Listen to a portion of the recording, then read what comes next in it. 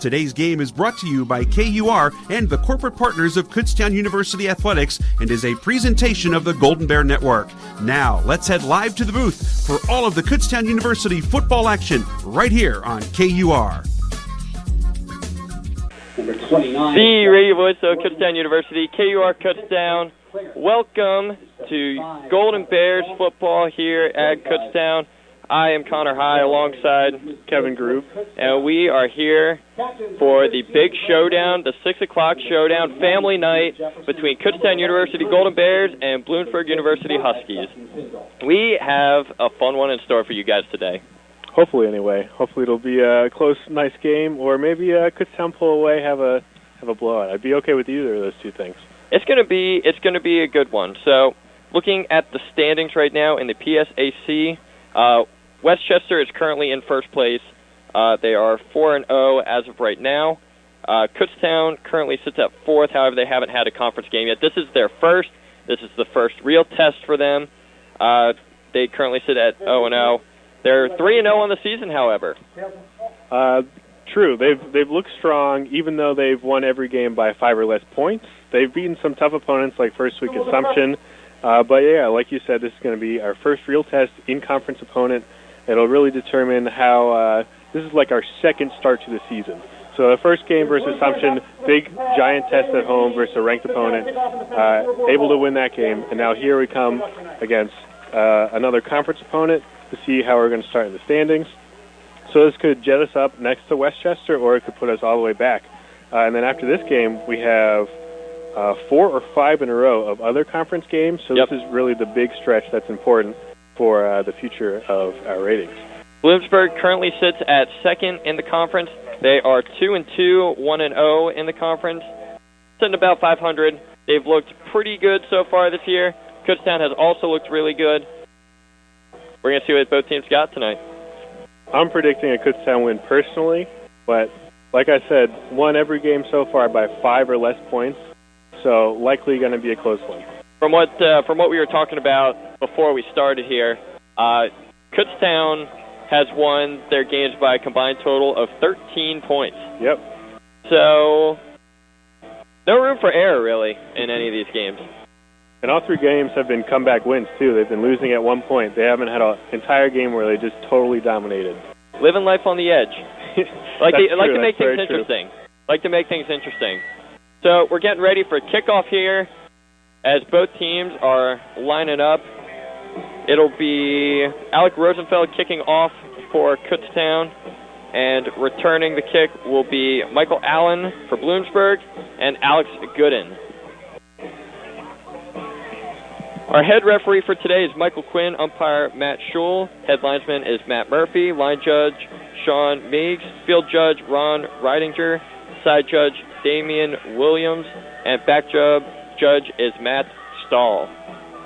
And as we're waiting for the kickoff here, we can do a quick 10-second key to the game, which we both kind of decided was going to be the passing game. And also, I'm really curious to see who our quarterback is going to be for this game, because 2 weeks ago in our last game, Eric Nichols started and had an amazing game. I think it was 5 touchdowns and over 300 yards in the air. But typically it's been DeGalbo as the starter. So we'll see, not on this first possession because Bloomsburg has the ball first, but after that, we'll see how that's going to go, how we're going to line up. Yeah, all in all, it was a good start for Eric Nickel in the last game. He threw for 394 yards, 5 touchdowns, had 2 interceptions, but all in all, a good first start for the kid. But yeah, like you said, it'll be interesting to see Colin DeGalbo, Eric Nickel. We'll see. We are back and ready for kickoff for Kutztown University Golden Bears football. It's a low line drive kick, fielded at about the 10. He's at the 15, the 20. Past the man at the 25, brought down around the 25. He had some daylight there. If he was able to get off to the left side, get to that sideline, he had tons of room to run. But luckily, Kutztown able to stop him before making it all the way to the end line. Here's our first drive. That was Michael Allen on the return. So, the quarterback for Bloomsburg here is number 5, Eric Benjamin. He'll start under center in the I formation. You'll have Alex Gooden in the backfield, Jack Gallagher, his fullback. First play from scrimmage is a handoff to Gooden. He'll pick up about 3. There is a flag on the play, as Michael Quinn will make his first call of the night. On the first official play, really. Well, what was our over-under for the last game? Our over-under for the last game was, 8.5, and that was way off. That was really low. So that was offside on Kutztown. It'll set up 1st and 5 now for Bloomsburg. I'll give you my number. I gave you the hard job last time. Okay. I'll say 13. 13.5? No, just regular 13. Just 13 straight? Okay. Second down, Husky.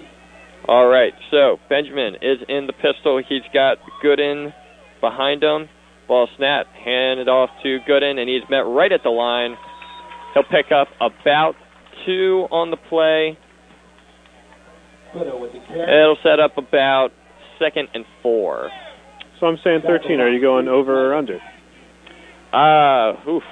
Well, based on the first play, it'd be smart to go over. So I'm gonna roll with over here today. Okay.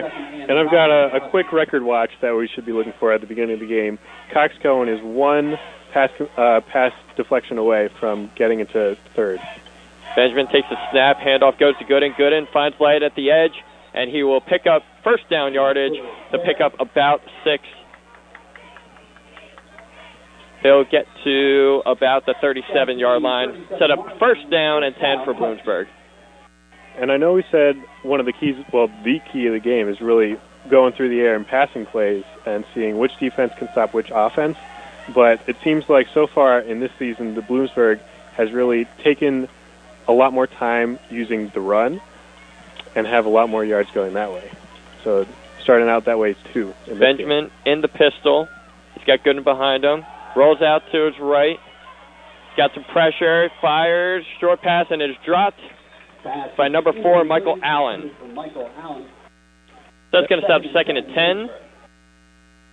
That was really good by defensive back Chris Thomas, number 20 for Kutztown, reading where the quarterback's eyes were and coming to the player ready to catch the ball and getting maybe the footsteps, making the wide receiver drop the ball there. Yeah, it was a good job there by Kutztown kind of sniffing that one out. Good job by Bloomsburg rolling the pocket there as well. So we're going to have Benjamin under center. He's in the I formation. He's got a man to the far side, 1 man to the near side. Handoff goes to Gooden. Gooden cannot make anybody miss. Met right at the line of scrimmage. He'll pick up about 2. It'll set up 3rd and 8 at the 39-yard line. This is our first big test for Kutztown's defense, 3rd down conversions.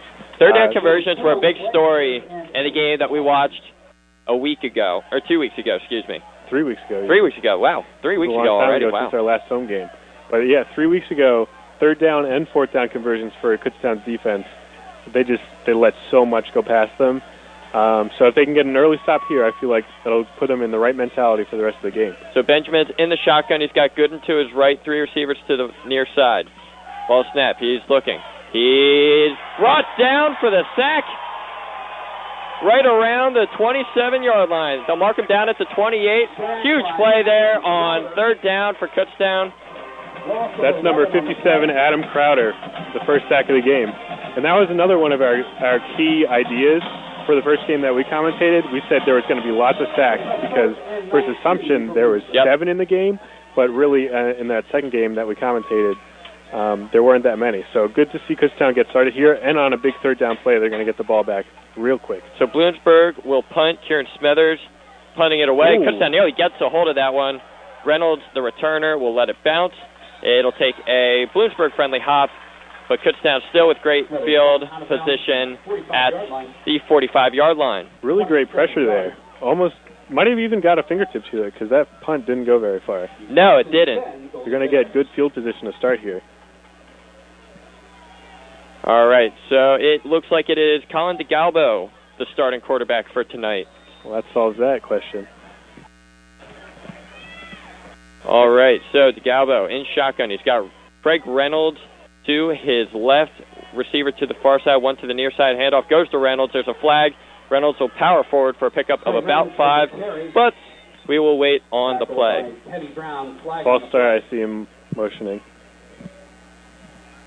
It's 2 flags already. Illegal formation. Oh, illegal formation. Okay, that makes more sense. Backfield of the offense. 5-yard penalty. First down. And we saw also in the game versus California, which was the last home game that they had, that Colin DeGalbo really wanted to keep the ball in his hands and make himself make the play. He was doing lots of RPOs, run-pass options, keeping the ball or throwing it away. But also we have this star Reynolds on the ground, so we'll see if DeGalbo gets Reynolds the ball. Craig Reynolds, a very good running option for Kutztown, just set 2,000 yards rushing earlier this season. Ball snapped, handoff goes to Reynolds. Reynolds, he'll power forward for a pickup of about 5 on the play. They'll give him 6. So set up about 2nd and 9. So a good run there on first down after the penalty. Very similar play to that first one that they tried where they had the illegal formation. Able to get 6 off of it, so set up a 2nd and 9.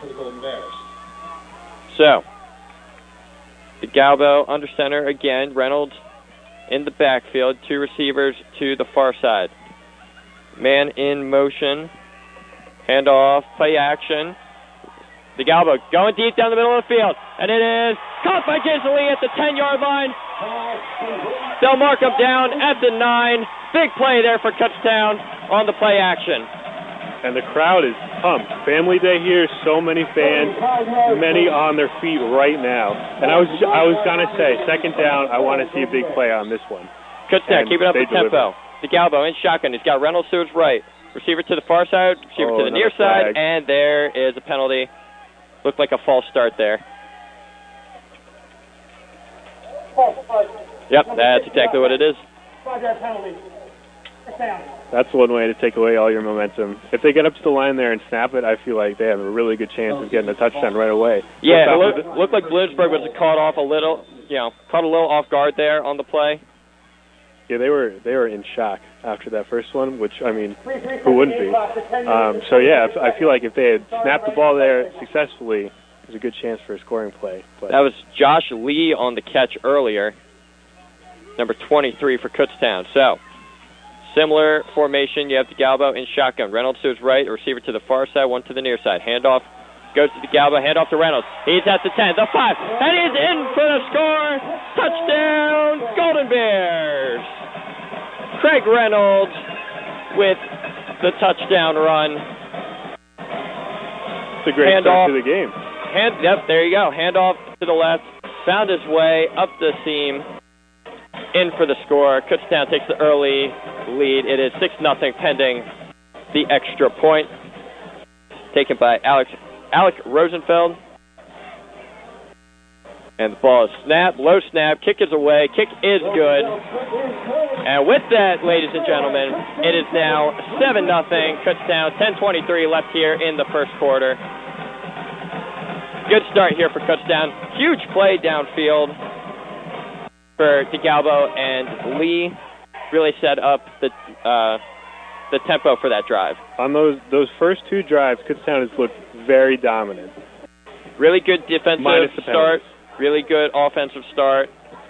Really good start altogether, really, for Kutztown. And I think that's what they needed here to get going. And they got the crowd involved with the big play. Crowd's going to be... They've got the home field advantage. They do. The crowd has certainly shown up. It looks like a pretty full crowd here at Andre Reed Stadium. 5,600 capacity. Looks like those seats are filled. I'd say so. They've come to a good game.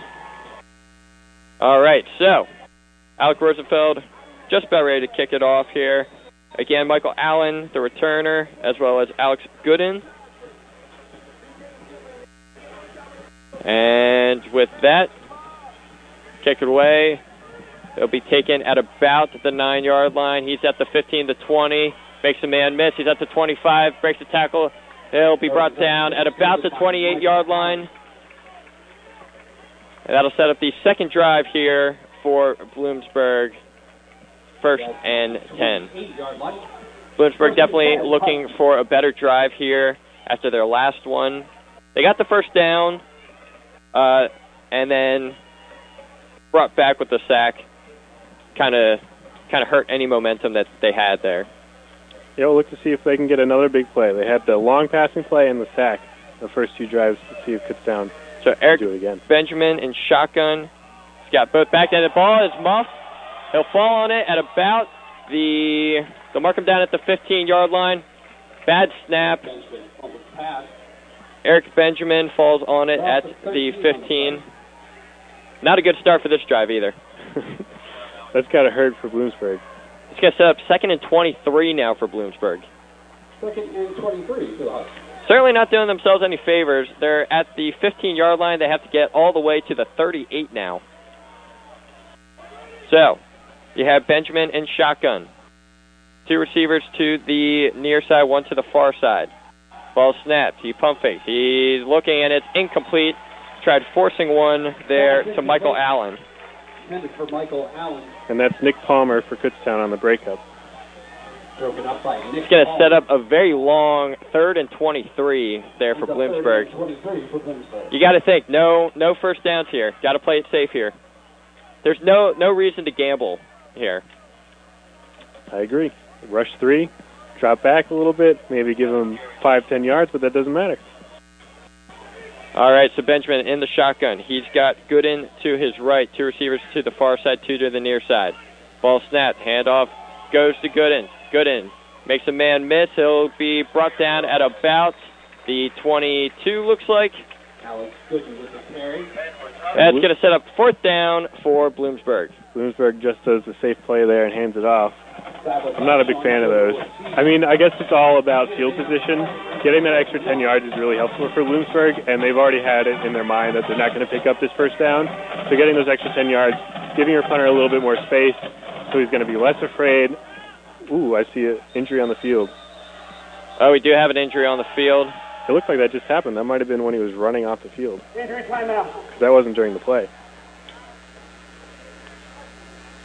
He is Tyler Jefferson. Tyler Jefferson. That would be a big loss for Kutztown. Yeah, that's their starting linebacker right there. He's visibly frustrated on the ground. They're taking a look at his knee right now, it looks like. So, here. Kutztown, very good start here offensively. 2 very good defensive drives so far as well. 3 and out right there. All the momentum's in their favor right now. You got to capitalize when the momentum is on your favor. You want to get another scoring drive right here, keep beating Bloomsburg into the ground. So they're helping Jefferson off the field now. Certainly hope he's all right. It's not putting a lot of pressure on his left leg, it looks like. But that is going to set up 8:55 now left in the first quarter. Bloomsburg set to punt it away. Craig Reynolds back to return. And Kutztown nearly got that one again. Reynolds is going to take this one at about the 46-yard line. That is where they will mark him. So they will start in their own territory at the 46-yard line. And Kutztown they seem to be putting a precedent on these Bloomsburg punts. They're not going to just give them free space for the punter to do his best. They're going to really get in space. And they brought maybe 5 or 6 people there trying to get to the punter, and almost were there. Yeah, no, Bloomsburg playing things a little close here on the punts. Kutztown's almost gotten a few of them now. So, with that, DeGalbo back for the second drive. He's in shotgun. Reynolds to his right. Ball snapped. He's going to keep it. He'll get past the line of scrimmage. He'll pick up about 2, it looks like. He'll be marked down at their own 48-yard line. Get set up 2nd and 8 now for Kutztown. Keeping the tempo up a little bit here. DeGalbo. Shotgun. Reynolds to his left. 2 receivers to the far side, to the near side. Pass goes to the far side. And with that, flag on number 10 for Kutztown. I saw some holding. Yep. Grabbing onto his shirt. Just totally unneeded. Pass completed to Alston Wolf. But flag immediately on the play. It's on wide receiver Diego Torres. That's okay. They'll make it up. Crowd doesn't sound too happy about it. They're kind of silent right now. I hear a few complaints coming from the crowd here. After the ball is caught, holding number 10 offense. Yep. 10-yard penalty from the How do you feel DeGalbo has done so far? He certainly looked good so far. I mean, he's one of the most accurate passers in the PSAC, and he's certainly showing it tonight. What a smooth transition. That's what I wanted to bring up. Wow. DeGalbo leads the PSAC with a 70.4% completion percentage, which is insane in my mind. And he's had that one really long, great pass here, although we haven't really had a lot to look at so far. That first drive, he looks sharp. And here, obviously, completion on that one, but called back for holding. All right, so it's going to set up 2nd and 21. DeGalbo in shotgun. Reynolds to his left, 3 receivers to the far side, 1 to the near side. He drops back. He's looking. He's going to step up in the pocket. He's going to take off himself. He's at the 40. He'll slide and is brought down. They'll call him down at the 41-yard line. 41-yard line. It's going to set up about 3rd and it's like 16. It looked like they were going for another big play there. 3 wide receivers to the top of the field, but DeGalbo not liking what he's seeing. So, again, tucks the ball away, keeps it with himself, picks up a couple yards. So 3rd and long now for Kutztown. DeGalbo in shotgun. Reynolds to his right. 3 receivers to the near side, 1 to the far side.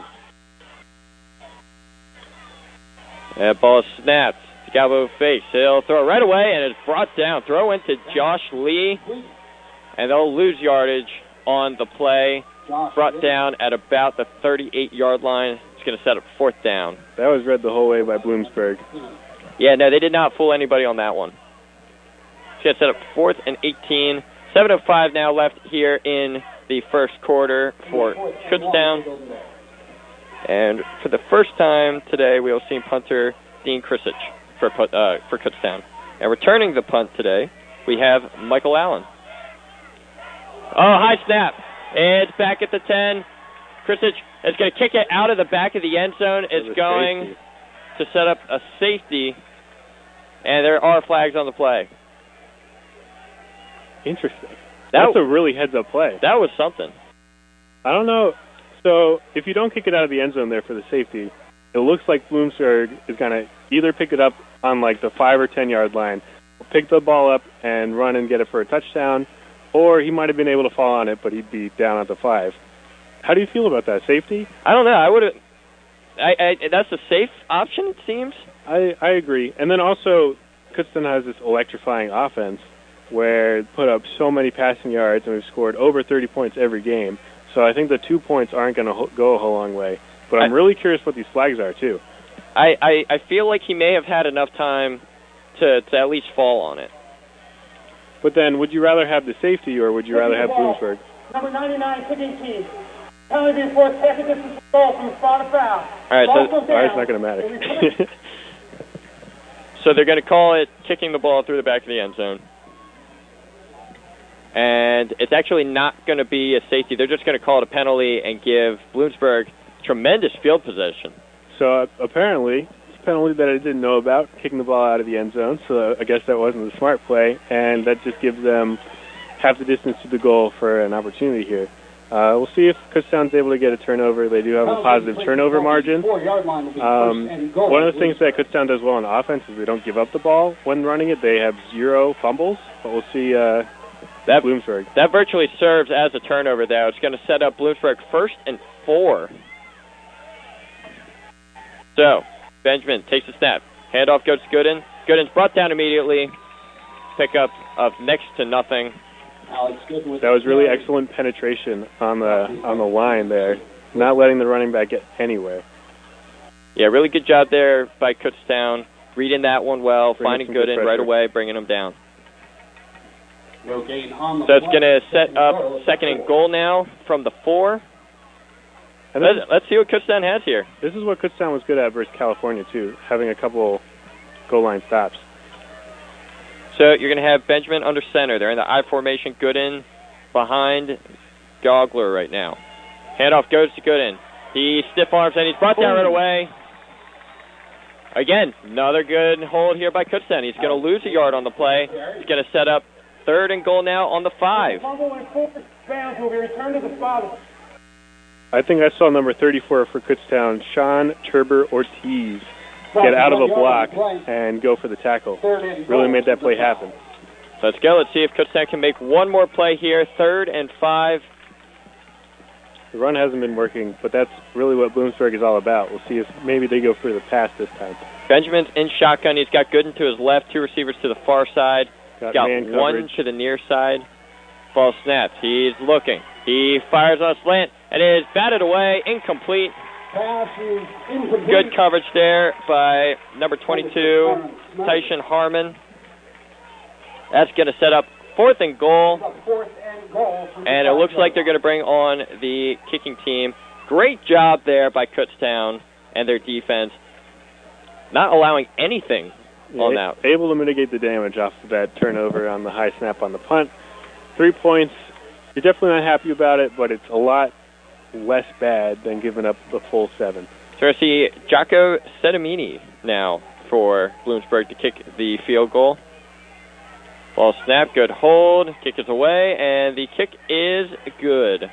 So, with that, it is now Kutztown Golden Bears 7, Bloomsburg University Huskies 3. 5:27 left here in the first quarter. All in all, really good job there by Kutztown, despite the circumstances. Bloomsburg given incredible field position, 1st and goal on the 4, and Kutztown's able to make a stand. And that's really deflating. If you give up a turnover, other team gets the ball on the 4-yard line, and then they just immediately score. So to show the toughness for Kutztown, to make sure stop them 3 downs in a row and just give up the 3 points, it's definitely not as good as just getting that punt away, but they might even feel a little happy about that, getting a stoppage. Yeah, no, I definitely agree. It's good for Kutztown, and it's really kind of deflating for Bloomsburg there. True. Because you have 4 yards to get to the end zone. You've been gifted a near turnover, and you actually lose yards. Falls a little flat. Yeah, lose a yard on the entire drive. So, for the kicker here, we're going to see Jocko Sedamini again, as well as Craig Reynolds for Kutztown and Yim Navarez for them as well. Just about ready for the kick, and it is going to be fielded at around the 10-yard line. He's at the 15. He's going to cut towards the middle. He's at the 20. He's going to find an edge. He's at the 25. He's at the 30. He's brought down at the 34-yard line. However, there is a flag on the play. I saw 46, Tyler Borg for Kutztown. The rolling on the field with the runner went down before the ball came loose. During the return, legal block in the back. Yeah. Number 46. Yeah. Yep. Exactly right. And I saw Borg going up. He was thinking to himself, should I get this in here? And it was really just the slightest of touches. That's kind of a tough call, but I can't be too upset about it. They're going to call you for it regardless. I'm a little upset about that return there. It looked like the ball was going to go straight out of bounds to get the ball at the 35-40. But he wanted to receive it, and he had a good return, just unfortunately called back. Can't take that risk, though. So Diablo in the pistol. Handoff goes to Noblet. He'll be at the 15, the 20. He'll make a man miss. He's at the 20. He's at the 40. He's at the 50, the 45-40, 35-30, and he's brought down from behind. Huge gain there by Abdul Hassan Noblet. They'll bring him down in Bloomsburg territory at the 27-yard line. First down, Kutztown. Huge run on the first run of the day for Noblet. And as always, Kutztown keeping up the tempo after the big play. Wow. DeGalbo in pistol. Noblet behind him. He's got a receiver to the far side, a receiver to the near side. They'll look over to the sideline for instruction. Ball snapped. He'll keep it himself. DeGalbo is at the 20. He's at the 15, the 10. And he is brought down. They'll mark him down at about the 8-yard line. However, there is a flag on the play. Nice RPO there. That's a real... Keep the ball. It's on the offense. Coming back. Yep. That was a real good job there by DeGalbo making that read. Number 60 I want to go back to that long rushing play because it looked like he was gone. It looked like that was going to be a touchdown, but number 11 for Bloomsburg, Kenny Brown, was high-stepping it back to him, running so quickly. Even goes for the strip tackle, not able to get it, but tackle saving a touchdown there. It was a great play by him. It's a good job of saving a touchdown there, like you said. So we'll have Kutztown first and 15 at the 32 now. DeGallo in shotgun. He's got Neblett to his right. Two receivers to the near side. Ball snap, handoff goes to Neblett. He's going to be met in the backfield and lose yardage on the play. They'll bring him back down at about the 37-yard line, looks like. Ouch. And we're talking about things that deflate your offense, that deflate the pressure that you have, and just give you a bad atmosphere. And having such a huge run to start out with, getting great field possession, and then 10-yard penalty, and then a short gain on second down, or on first down. Going to set up second and 20 at the Bloomsburg 37. DeBlett in motion, DeGalbo in shotgun. Ball snap. He's looking. He's going to fire deep downfield, and it is incomplete. In the end zone, incomplete pass. Amadou Berry had his hands on it, couldn't corral it in. And DeGalbo there had a free, safe, probably 10-yard gain to Connor Sullivan there, who was wide open at the top of the field. But DeGallo not wanting any of that. He wanted the big play, and I can't blame him for it. It's a great throw. Just an even better job by the defense there to break that one up. Yeah, pretty much a near-perfect throw on the play there. Better coverage, though, by Bloomsburg. He's going to set up third and 20 now for Kutztown. Reynolds has checked back into the game for Neblett. DeGalbo in shotgun, Reynolds to his left. And we're going to have... delay a game. Yep, delay a game on Kutztown. Number 17, offense. And again, we've got the coaches next to us. I heard the Bloomsburg coach saying delay a game, very excited there. And what I want to see off this play is just Kutztown battling for position on the field again. Maybe look to get a 10-yard gain. I find it highly unlikely that they're going to pick this third down up, but set yourself up to get a field goal. So that's gets up third and 25 on the 42-yard line. DeGalbo in shotgun, Reynolds to his left. He takes the snap. He's going to fire over the middle, and it is nearly picked off. Yeah, just about picked off. That's going to set up fourth and 25. Throw is well behind the intended receiver, Connor Sullivan. I think that was actually towards Pilkerton, number 42, the tight end, who wasn't even looking. But I could be wrong. The throw is just kind of in no man's land there. So you had the great run by Neblett early, and now you're set to punt here on the 42. So we'll see Krisic yet again. Low snap this time. Fields the ground ball. He'll get it away. It'll be let go and through the back of the end zone. So Bloomsburg will get the ball at their 20-yard line. That holding call was really so huge on that DeGallo RPO, bringing it back, and then they end up having to punt. It goes out of the end zone. Bloomsburg gets the ball at the 20. The momentum is more towards them because of their big stop. I could see something big happening here to bring the game closer together. But that was really good on Krisic. Again, a low snap, had to field it, and then you got to think mentally, thinking back to that last one where he had to kick it out of the end zone. So great job there to punt the ball away, even if it went out of the end zone. So Bloomsburg starting here at the 20. Benjamin's in shotgun. He's going to hand it off to 33. He's brought down after a good run, pickup of about 6. Number 33, Alexander Arcangeli. He's going to set up second and 4 on the 26-yard line. 3:20 left here in the first quarter for Bloomsburg. The beginning of this first quarter was going by a lot quicker than this second part of it. I think it was the extra penalties. Yeah, I have to agree. Down. So we've got Benjamin in the shotgun. Ball snap, play action. Fires to 4. He's caught at the 25-yard line. Decent pickup. Close to a first down. Yep, pickup of about 3. It is going to set up third and 1 now. That is Michael Allen on the catch. 29-yard line, third and 1, Huskies. And it seems like Bloomsburg is really trying to get those runs in and then short little passes to the left or to the right. They really haven't gone for a big play like Kutztown has a couple times. We're going to have a penalty right away here. It's on Bloomsburg. Illegal substitution. Offense. Breaking the huddle with 12 players. They're going to get called for illegal substitution, breaking the huddle with 12 players. Kutztown catching a little bit of a break there. I don't think I've ever heard that penalty called live. They were on that one right away. These refs looking sharp. I said over on the penalty mark, correct? Yeah. Okay, I think we're going to get over 13 so far. We got maybe 5 in already. All right, so ball's on the 24-yard line now. It's going to set up 3rd and 6. You have Benjamin in shotgun. He's got Gooden to his left. Ball snapped. He's rolling out to his left. Ball's fired over to Allen. It is incomplete. That's going to set up 4th and 6. And Bloomsburg will bring on the punting unit. That was a well-drawn-up play to get the first down there. You got the man open, just unable to catch it. Good job there by the Kutztown defense, again, on 3rd down. They've been good on 3rd down so far today.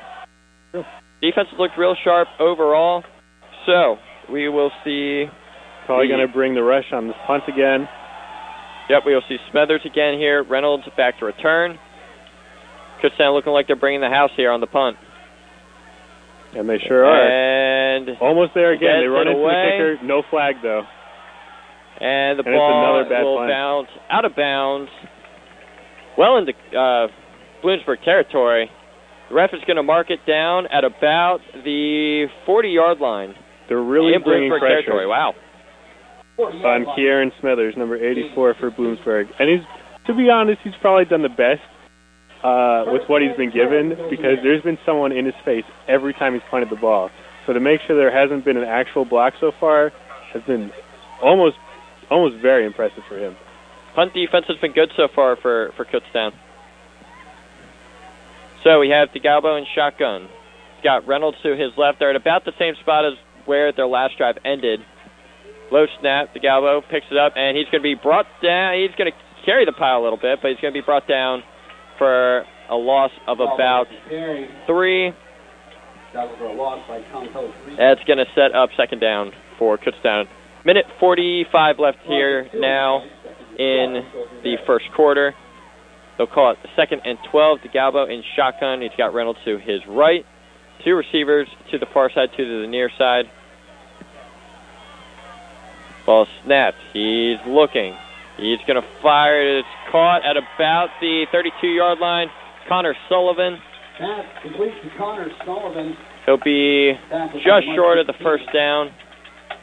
Set up about 3rd and 2. He initially broke out of the first tackle there on the ground and does a spin move, but tackled after that. I'd like to see a little bit more variety out of Kutztown's offense. It seems like first down they do a short running play, maybe an RPO, and the second play they try and do a longer pass. But I'd like to see more of a mix-up.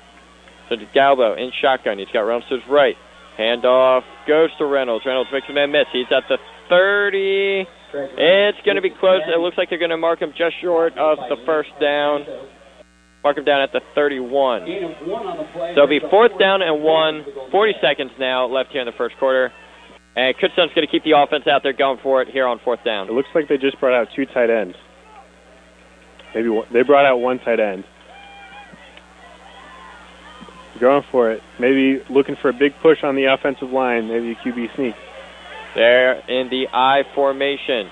DeGalbo under center. We're going to have a timeout called by Bloomsburg. Timeout, Bloomsburg. That is their first.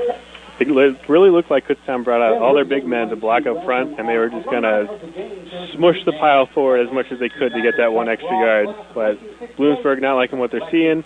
I got to make Kutztown draw up a different play. Well, maybe do the same play and have a better read on it. Well, what's interesting for Kutztown is we've never really seen them in the I formation. We very rarely see DeGalbo under center. It's mostly been in shotgun. It's going to be interesting to see here what they decide to do here on 4th down.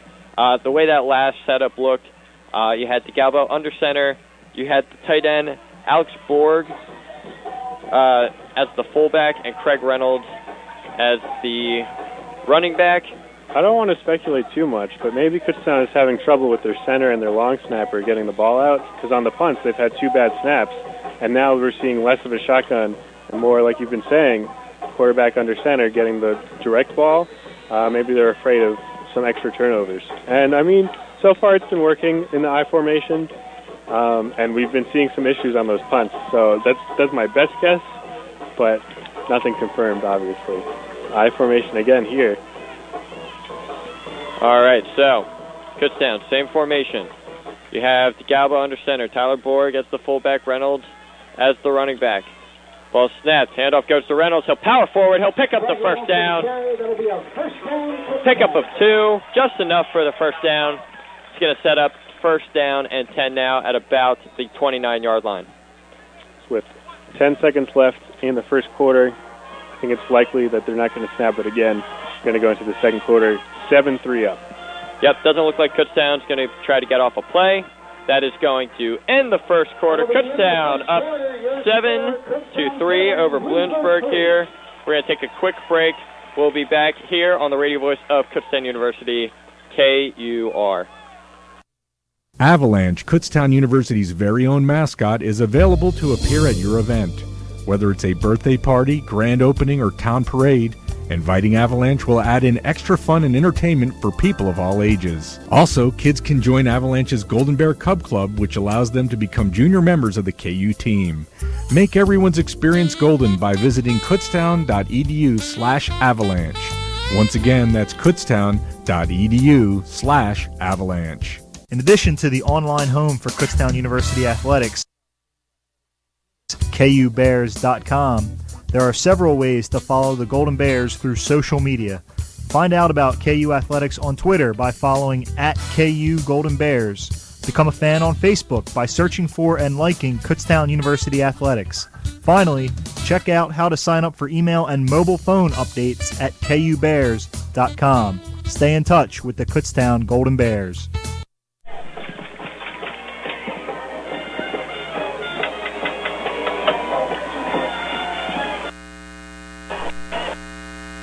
Welcome back, Kutztown. Start of the second quarter here. First down and 10. Ball snapped to Galbo over to Reynolds. Reynolds makes a play at the 30. He's going to get to the 25. 20, 15. He's brought out of bounds at the 11-yard line. It's going to be enough for the first down. Some good tiptoeing there to get a couple extra yards. Very good play there to start the second quarter for Kutztown. It's going to set up first and 10 at the 11. Handoff goes to Reynolds here. He'll pick up about 5 on the play. It's going to set up about second and 3. Pickup of 7. All right. Ball snapped goes to Reynolds. And he will be brought down just short of the goal line. The 1-yard line. He'll be brought down at the 1. See how they'll mark it. They'll give him the first down, it looks like. So it's going to be first and goal, ball on the 1-yard line now. Well, the 1-yard line, first and goal. So you now have DeGalbo in shotgun. He's got Reynolds to his left, Sullivan next to Reynolds. They're going to shift their formation. 2 receivers to the far side, 1 to the near side. Reynolds still to the left of DeGalbo. Ball snaps. Handoff goes to Reynolds. Reynolds will punch it in for the touchdown. Golden Bears. Craig Reynolds. Second touchdown of the game. Yep, second touchdown of the day for Craig Reynolds. Nice easy score there for Kutztown. Good job being able to make use of the short yardage there. He's been excellent all season. Won't stop scoring. So with that, 13-3 pending the extra point. Rosenfeld back out to attempt it. Ball snap. Hold is good. Kick is away. And the kick is good. Kutztown 14. Bloomsburg 3. And a real good job there by Kutztown on that drive. They were gifted the great field position, and they made good use of it. It's true. Did a lot better than Bloomsburg did on their first time on the 3-yard line. They just gave us the stat sheet for the first quarter, and I'd like to point something out. DeGalbo is 4 for 6 with 51 yards, but 45 of those yards are on one play.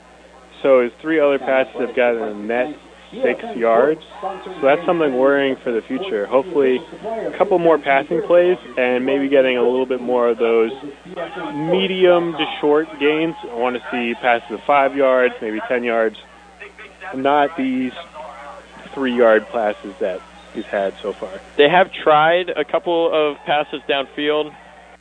There was the one that was great coverage. There's the other one nearly picked off.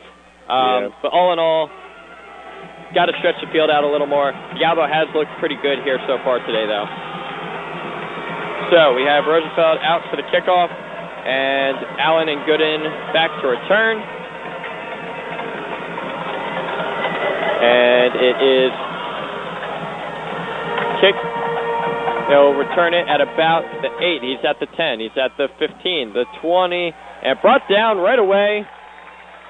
They'll mark him down right at the 19-yard line. He's going to set up 1st and 10 now for Bloomsburg. Great job there by the kicking unit there for Kutztown. And Bloomsburg has been averaging 19 yards on returns for the first 2. This one also 19 yards. I'd also like to point something else out. That turnover off of the punt where the ball went super far up, not technically a fumble, so Kutztown still the only PSAC team without a fumble in the season. So you have Benjamin back out on offense. He's in shotgun. Handoff goes to Gooden. He'll be brought down at about the 23-yard line. Correction, that's Hakeem Silman on the run. Ben Turber Ortiz on the tackle there. That's his 3rd tackle of the game. Doing a really good job there of fighting through the stiff arm that's directly shoved in his face to bring him down. It's going to be a pickup of 4 for Bloomsburg. He's going to set up 2nd down and 6 now. Benjamin in the I formation under center.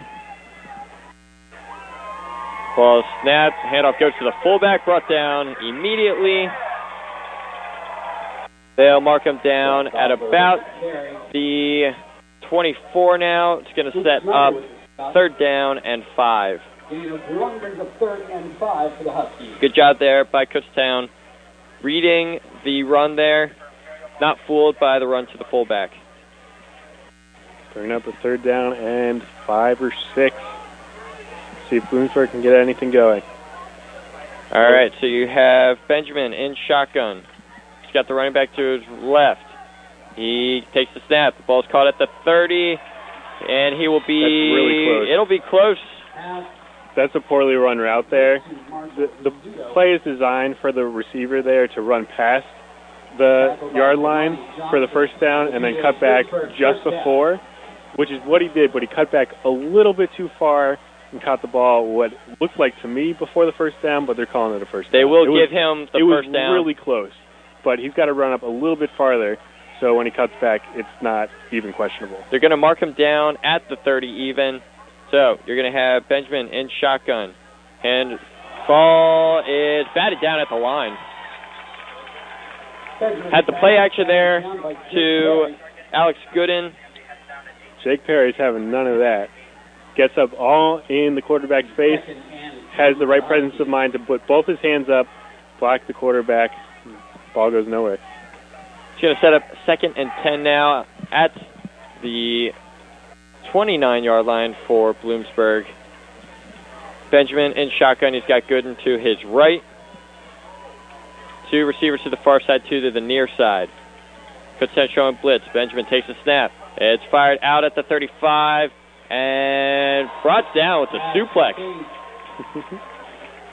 He'll pick up 2 on the yard after catch. Not quite a 1st down. They're going to give him pickup of 9, 3rd down and 1 for Bloomsburg. That was a really strong tackle out of That was a strong tackle. Picked him up and threw him right out of bounds. So 3rd and 1, ball on the 38-yard line, 11:40 left here in the 2nd quarter. In the I formation, he's going to take the snap. Brought down at the 40 will be enough for the 1st down. They're going to mark him down at the 41. That's Gooden on the carry. And that's a great block up front by number 43, Jack Gaugler, for Bloomsburg, getting the key block to make sure the first down's possible. Certainly getting a lot of looks from Bloomsburg here in the I formation. That seems to be a very popular set for them as they are right back in it. And they're inching their way down the field. No big plays yet. Silman in for Goodman. No, Gooden. Ball snapped. Handoff goes to Silman. Silman brought down immediately. They'll give him a pickup of 1. Silman with the carry. So it'll be 2nd and 9 now Brought down by Eric at the 42-yard line. Gain of 1, 2nd and 9 for Bloomsburg. It seems like Bloomsburg is just trying to out-battle Kutztown on these plays. Nothing that they're doing is flashy. They're not doing anything quirky or out of the ordinary. They're just running it up the gut, seeing if it works. And a lot of ground and pound for them so far. So you have Benjamin in the I formation again. Play action. He'll roll out to his right. Throws downfield, and it is incomplete. Intended receiver for Michael Allen. And that's Cox Cohen with the breakout. There you go. It breaks the record. Breaks the record. Good for him. Moves him up into sole place of third. So breaks the third place record. Gets him sole place in third. That's his first breakup of the game. Likely going to see more of that in the future. So 3rd and 9 at the 42-yard line in Bloomsburg territory. And right when I was saying they don't do any tricky plays, that was more of a tricky play on a rollout, trying to get it down the middle. Just not successful. Good play design there. You have Benjamin in the shotgun, running back to his left. Throw is incomplete. And that's Cox Cohen again. Reads the play, has his eyes on the quarterback, jumps the route, is able to get the ball on the ground. Good close, really good closeout there on his part. It's going to set up 4th and 9 now for Bloomsburg as they bring on the punting unit. Really, I don't know if you've picked up on this, but we've really only called Michael Allen's name for the wide receivers for Bloomsburg. Yeah, that's pretty much all we have so far. Kutztown has just the kick returner back so far. Ball snapped. Another close one. It's going to land out of bounds. They've been so close every time. Now, every single time, yep. Just being slightly off to the left or off to the right of the punter. But definitely putting the pressure on, getting these bad punts out. 19-yard punt. Yep. They're going to mark them down at the 39-yard line. It's going to set up 1st and 10 for Kutztown. 10-12 left here in the first half. And those Kutztown on top 14-3. Those punts are so big for this game based off of what we've seen so far. It seems like Bloomsburg, no big plays yet. Just inching their way down the field and getting stopped eventually. Got to be the most they picked up on a drive is like 30, 40 yards. So if we get the punt and have good field position to start, Bloomsburg is not going to have an opportunity to score. So DeGalvo in shotgun. He's going to take the snap, take the big hit, and the ball's picked off. He gets the throw off. Calling it an interception. They'll sway it. Pass is intercepted by Marquis Seaman. Yep, Marquis Seaman on the interception. He's made a couple good plays so far in this game. Yeah, no, DeGalvo took a huge hit on that play, on the pass. 35-yard line, 1st and 10, Huskies. And we'll go back to that punt that went 19 yards. If that punt goes farther and they do that same exact play, Bloomsburg has the ball at the 30-yard line instead of here on their own 45. That is where they are starting. They are in their own territory. Ball at the 45-yard line. You have Benjamin in shotgun. Play action, looking. He's going to fire. It'll be caught at the 50-yard line. They'll mark him down in Kutztown territory at the 49. Michael Allen. That is Michael Allen. Stop made by Johnson. And that was close for number 32, Johnson, for Kutztown. He tried to jump the route too, but he was just a little bit too far back into the backfield to be able to get to the ball in time to break it up or intercept it. But able to stop the play right away after it was caught, just mitigate it for a 5-yard gain. The entire first quarter, Benjamin did not have a completion, so we're going to have the ball snapped. Handoff goes to number 34. Wow, yeah, those stats for Benjamin on the first quarter are hard. 0 for 4 with a sack. He's definitely been a lot better this second quarter. Seems like and their offense has been driving a little bit more. Still no big pickups, no big drives, but able to get a couple first downs here and there. Bloomsburg able to get the first down on that last play. They are in Kutztown territory at the 42. Benjamin takes a snap, handoff at the 34, makes a man miss, and he'll be brought down at about the 38-yard line. He's going to set up about 2nd and 6 for Bloomsburg. He made a few men miss there. He had no business getting that much off of that play, even if it was only 4 yards. It's a good run there as Hakeem Stillman now enters the game at running back for Bloomsburg. Right back to that I formation. So you'll have Benjamin under center. Kutztown in the 4-3. Ball snap. Benjamin looking. Fires downfield. And it is incomplete. Broken up at about the 5-yard line. That's Cox Cohen again getting... He was not in the right position there for when the ball was thrown, throwing it right down the middle of the field. But Cox Cohen just breaks away with some good speed, able to catch up to the receiver and get his hand in there without committing a penalty. That's a huge play. Michael Allen, the intended receiver on the play. It's going to set up 3rd and 6 at the Kutztown 38-yard line for Bloomsburg. And it really looks Very like big play there. Cox Cohen has started to show up. First quarter didn't call his name. This quarter, he's ready to play. So Alex Gooden back into the game for Bloomsburg. You have Benjamin in shotgun. Gooden to his left. And we're going to have a timeout by Bloomsburg. That is the second timeout that they have taken. They have 1 remaining here left in the first half. 14-3, Kutztown on top of Bloomsburg. 8:26 left here in the first half. It's been exciting. It's been a good game. Very good defensive battle here for Kutztown. Offense has looked okay. DeGalbo, not as accurate as what we have seen in the past. Just a couple plays that hurt them a lot, that stopped big drives, but they've also had some long drives that have resulted in touchdowns. Just the turnovers kind of shooting themselves in the foot there. Hopefully they can get that righted for the second half. But after those first 2 drives, I was a little bit worried this was going to be a blowout based off of what we saw and the pressure they were getting to the punter. I was thinking this wasn't even going to be close. But Bloomsburg has really stepped it up in the second quarter and really putting a good effort out there. So we've got 3rd and 6, 8:26 left here in the first half. You have Benjamin in shotgun, Gooden to his right. Ball is snapped, and we have play action. He's going to roll out to his right, throws at the feet. Flag thrown after the around play. the 30, and we're going to have a flag on the play. On the other side of the field.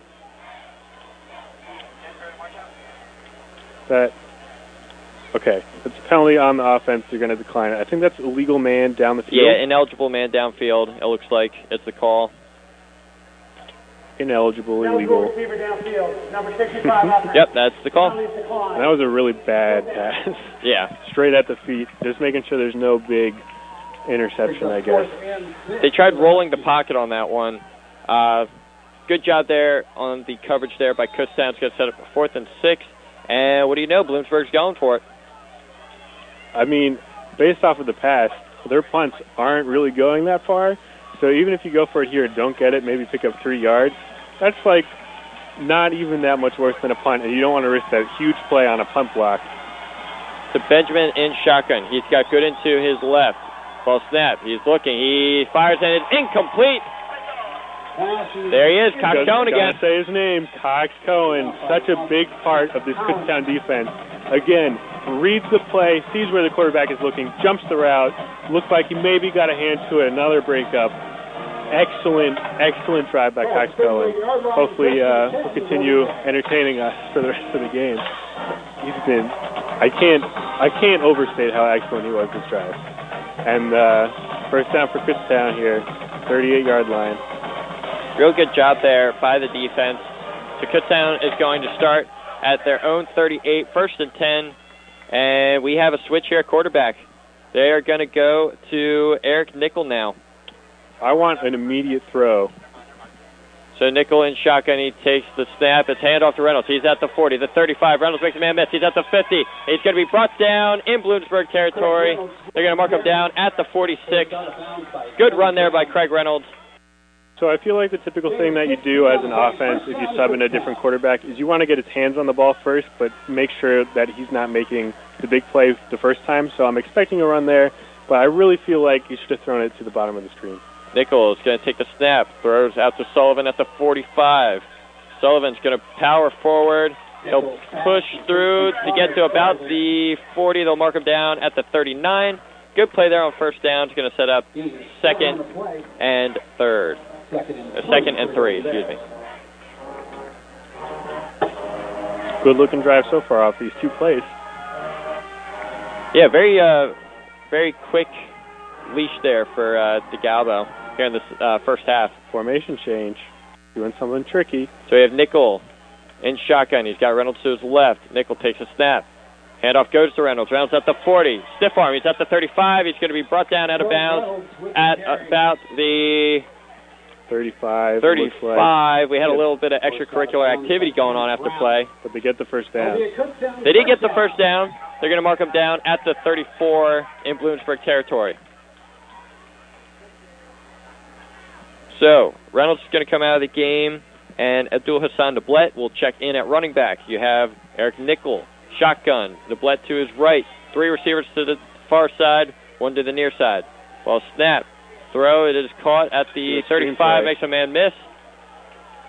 He'll be brought down at about the 34, it looks like. If I'm Kutztown here, I want to keep up this high tempo. It seems like Bloomsburg is disorganized on defense. They're not being able to read what the play is going to be. And if you score quickly, there's enough time left in the second quarter that they could potentially have another opportunity to score. Yeah, certainly keeping the tempo up here in the second quarter since Nickel checked into the game. He's in shotgun, Nablet to his right, play action.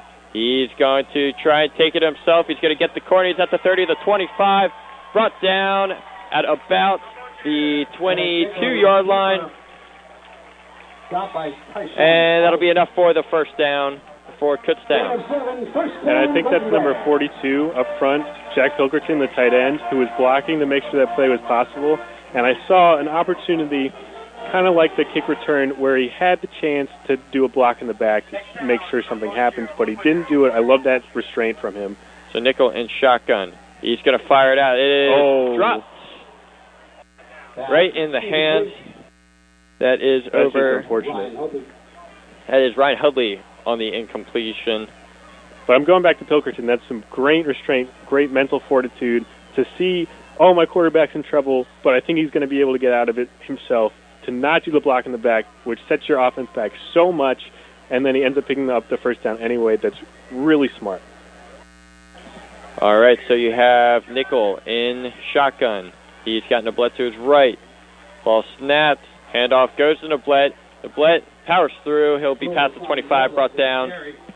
Excuse me, past the 20. He'll be brought down at about the, looks to be the 18-yard line. It's going to set up third and about 5. And he had a little dive there at the end to get a couple extra yards.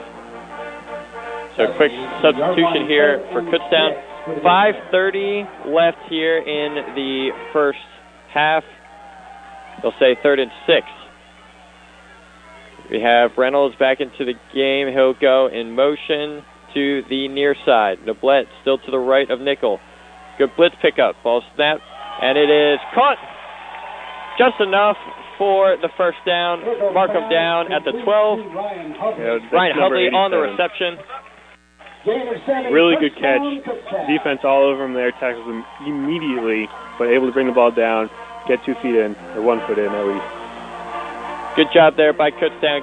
Keep the chains moving. Ball is on the 11-yard line. First down and 10. And they are driving.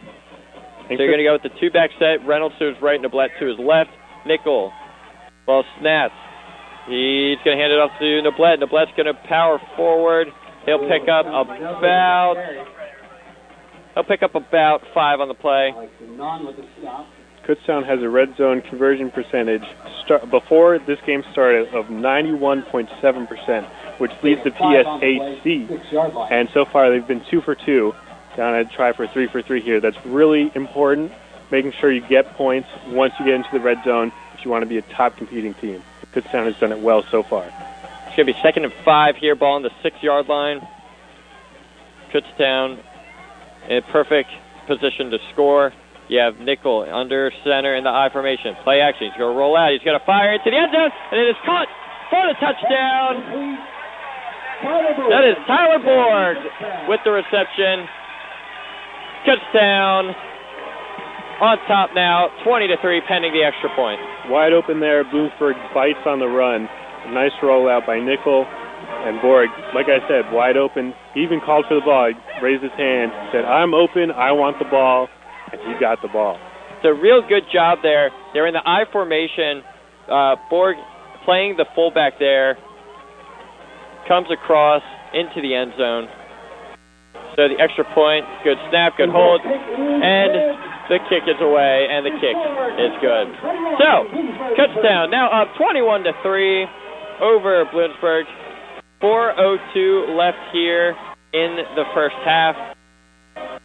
Real good start to this game here for Kutztown.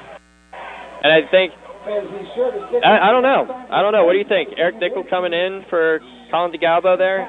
So I remember we read a stat versus the game on California that said dual threat quarterback, Colin DeGalbo, great in the air and on the run. This gives you like quadruple threat quarterback because you got two great guys.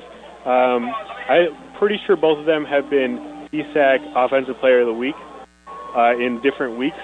So if you've got two quarterbacks that can do this, and DeGalbo, I believe he's a senior, so we'll be graduating next year. So Nickel coming in, getting a start in the last game and getting some good playing time here sets Kutztown up well for the future as well. Oh no, DeGalbo is a junior. Sorry. So two good quarterbacks going forward in the future.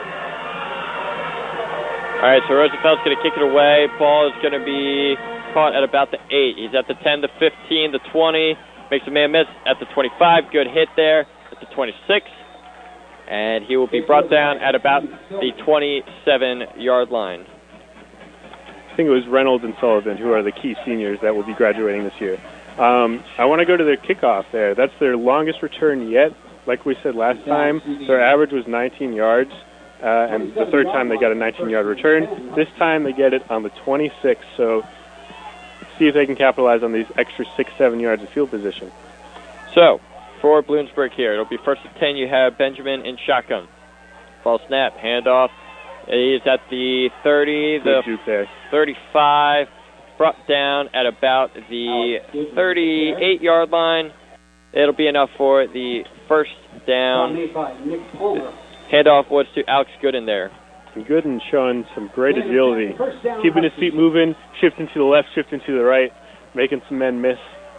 Really made a good play on that one. So first down and 10, ball's on the 27-yard line. You have Benjamin in shotgun, two receivers to the far side, one to the near side. Handoff goes to Gooden again. He's going to burst forward. He's at the 45, the 50, where he's brought down. They're going to say at the 50-yard line even. Another first down there by Bloomsburg. And if you're Bloomsburg, this is going perfectly. You're getting the running game established. You're wasting a little bit of clock so Kutztown doesn't have another opportunity, and they're getting first downs. So 3:15, two backs in the backfield with Benjamin. He's in the shotgun. Ball snap, handoff, and he is brought down, pickup of about 6. Alexander Jelly with the carry. Looks like Kutztown's forgotten how to stop the run. That's one of their claims to fame. Really excellent at stopping the run, where Bloomsburg really gets most of their yards on the run, and Bloomsburg showing that they're actually capable of that right now. So it'll be 2nd and 4. Pressure from Kutztown, and he is brought down for the sack. Bringing a ton of pressure there. Second sack of the game. That really, I keep saying deflating, but that's really deflating for Bloomsburg. That brings up 3rd down and 10. Previous to that, you've had a really great drive, mostly off the back of runs. I don't know about you, but I'm not running it on 3rd and 11 on the 49-yard line. Although if you're Bloomsburg and you know that's what you're good at, maybe you do, but I think generally this is a passing play. And I think their quarterback should try and read the play and see where Cox Cohen is and throw it in the other direction. So Benjamin in shotgun. He's got Gooden to his left. Ball snap. He's looking.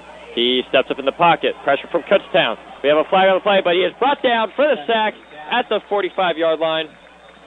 We'll see what the flag is first. Flag on the play. Great job, though, by Kutztown generating pressure on the last two plays. Good coverage Holding downfield. on the offense. They're going to call it holding on Bloomsburg, and they will decline it. The penalty's declined. It's going to set up fourth down now for And you know Bloomsburg. Kutztown's bringing the pressure off this punt. And they're not going to go for it on the 45-yard line, 4th and 15. This is a huge punt. If he can successfully get this ball away, get, say, 20, 25 yards, I would call that a success. Because there's 2 minutes left. Kutztown really wants to finish the second quarter with a score, go in strong for the second half where they get the ball to start. And if Kutztown is successfully able to do that, put themselves up by... Right now it's 21-3. If they go up 3 scores, 24-3, I think they're in a great state for the rest of the game. So this punt has a lot riding on it. If he can get the ball far enough away that Kutztown can't put together a drive, I would be impressed. Because what I've seen so far is Kutztown getting in his head, getting to his leg, and almost blocking a couple. Kutztown did call a timeout there. 2:01 left here in the first half. Bloomsburg, 4th and 15, down 21-3. So the safe call here would be to punt. That's what they're going to do. Reynolds will go back for the return, and we will see Kutztown's going to bring the house again. The punter again. Last time they showed that they were bringing the house, and then they had a couple people drop back. But this time, I'd be very surprised if every person didn't run for the ball. Well, let's see what Bloomsburg's got. Let's see what Kutztown's got. Low snap. The ball is punted away. Again, close. Reynolds going to call for a fair catch, and he'll receive it at about the 28-yard line. Looks like Bloomsburg's going to have the opportunity to punt the ball again if they want. However, I think that was a good punt. Made it to the 25-yard line. I think that is realistically the best you can do. Maybe they'll tack it onto that, and that would make more sense. It was one of his better punts on the day so far. I didn't see anything at the punter because I looked away because the ball had actually been kicked, but the crowd was not happy that flag was thrown. As we await the call here from referee Michael Quinn, got a minute 55. So I have running into the kicker as the call. And they just declined the penalty. So that's pretty big. Like we said, that was probably his best punt of the game. So you're not going to accept the penalty and just kick it again. But since that wasn't punished, that's almost a good thing for Kutztown. You're just more getting into the head of the kicker and saying, hey, we're going to tackle you. We're going to get to you. We're going to be in your face. You are not safe. You're not going to get a free punt away. So in the future, he's still going to be thinking about that. And now he's been hit to the ground. Apparently, I didn't see it fully. So we'll see Eric Nickel back out for a second drive. Kutztown up 21-3. Minute 55 left here in the first half. Ball snapped to Nickel. Handoff goes to Reynolds. Reynolds is at the 30. He'll be brought down at about the 35-yard line. They'll give him 36. So it's going to set up second and short for Kutztown. Clock continues to roll. Tempo up for Kutztown. Reynolds to the right of Nickel. Ball snapped. Handoff goes to Reynolds. Reynolds is at the 40. He's at the 45 and the 50. He's into Bloomsburg territory. Brought down at the 49-yard line in Bloomsburg territory. The first down, especially good as it stops the clock in college. Really excellent runs. Setting up the passing play further down in the game, too. Keeping up the tempo, Nickel in shotgun. Reynolds to his left. Handoff goes to Reynolds. Reynolds brought down at about the 46-yard line. They'll mark him. Kutztown saying if you're going to keep giving it to us, we're going to keep taking it. So it's going to be about 2nd and 7 now. So Nickel under center. Throws it, caught at the 50, and we're going to have a wide receiver throw. It is caught at the 35-yard line in Bloomsburg territory. A little bit of trickery there from Kutztown. I like it. Bloomsburg not prepared for that. Clock stops, first down. Receiver wide open there. That was really close to being a forward lateral, but definitely backwards enough. I love that. Looked like Diego Torres on the pass there. And they're calling that on a hurry-up offense. That's really gutsy. So ball is on the 34-yard line. Nickel takes a snap. He's looking. He fires, and it is caught at the 25-yard line. It's going to be just short of the first down. It's going to set up about 2nd and 1. Clock still going. 45 seconds left. Kutztown looking over for direction, keeping the tempo up. A lot of time going off the clock here, though. So Nickel in the shotgun. Neblett to his left. Ball snapped. Nickel looking. He's going to go on top, and it is caught at the 5 and brought down at about the 2-yard line. Yep, that's number 80, Austin Wolf, and I'm very surprised I didn't see a flag there. He was running along, almost got tackled there by the defense, but just kept going. No flag on the play, and able to catch the ball further on. Looked like busted coverage there. Eric Nickel. Ball's on the 2-yard line, first and goal, and we're going to have a timeout here. Timeout, Kutztown. I would like to see this timeout earlier. 13 seconds left here in the first half. Kutztown up 21-3. They are in striking distance. You got at least 2 more chances for the end zone here. 13 seconds left and still a timeout. Do a quick pass. I think this is very doable. Well, we saw that I formation rollout pass to the tight end Tyler Borg, who was playing the role of the fullback there. I don't know. What do you think? Do you think we could see something like that again? It's a tough question. I think it's unlikely that we see it again, but I'm really happy they pulled it out. So good drive here. Ever since Eric Nickel has come into the game, Kutztown has been a dominant force on offense. I might go back on what I just said. It seems like against some of the less strong teams, the supposed less strong teams, Kutztown likes to experiment. Like the last game that they played against a team that was 0-3 and started Eric Nickel for the entire game. And they battled to a really close game, only won by 5. But here at home, up already by 18, already putting in Eric Nickel, I could see some more trick plays coming in. All right. Some more experimentation. So you have Nickel in the shotgun. You have timeout now by Bloomsburg. Timeout, Bloomsburg. All right, so Bloomsburg uses their final timeout of the first half. So, okay, the formation that we saw there, it was Eric Nickel in shotgun. You had Tyler Borg to his right, and you had Abdul Hassan Neblett to his left, and then Neblett went in motion. So Bloomsburg taking a look at what Kutztown's kind of thinking here.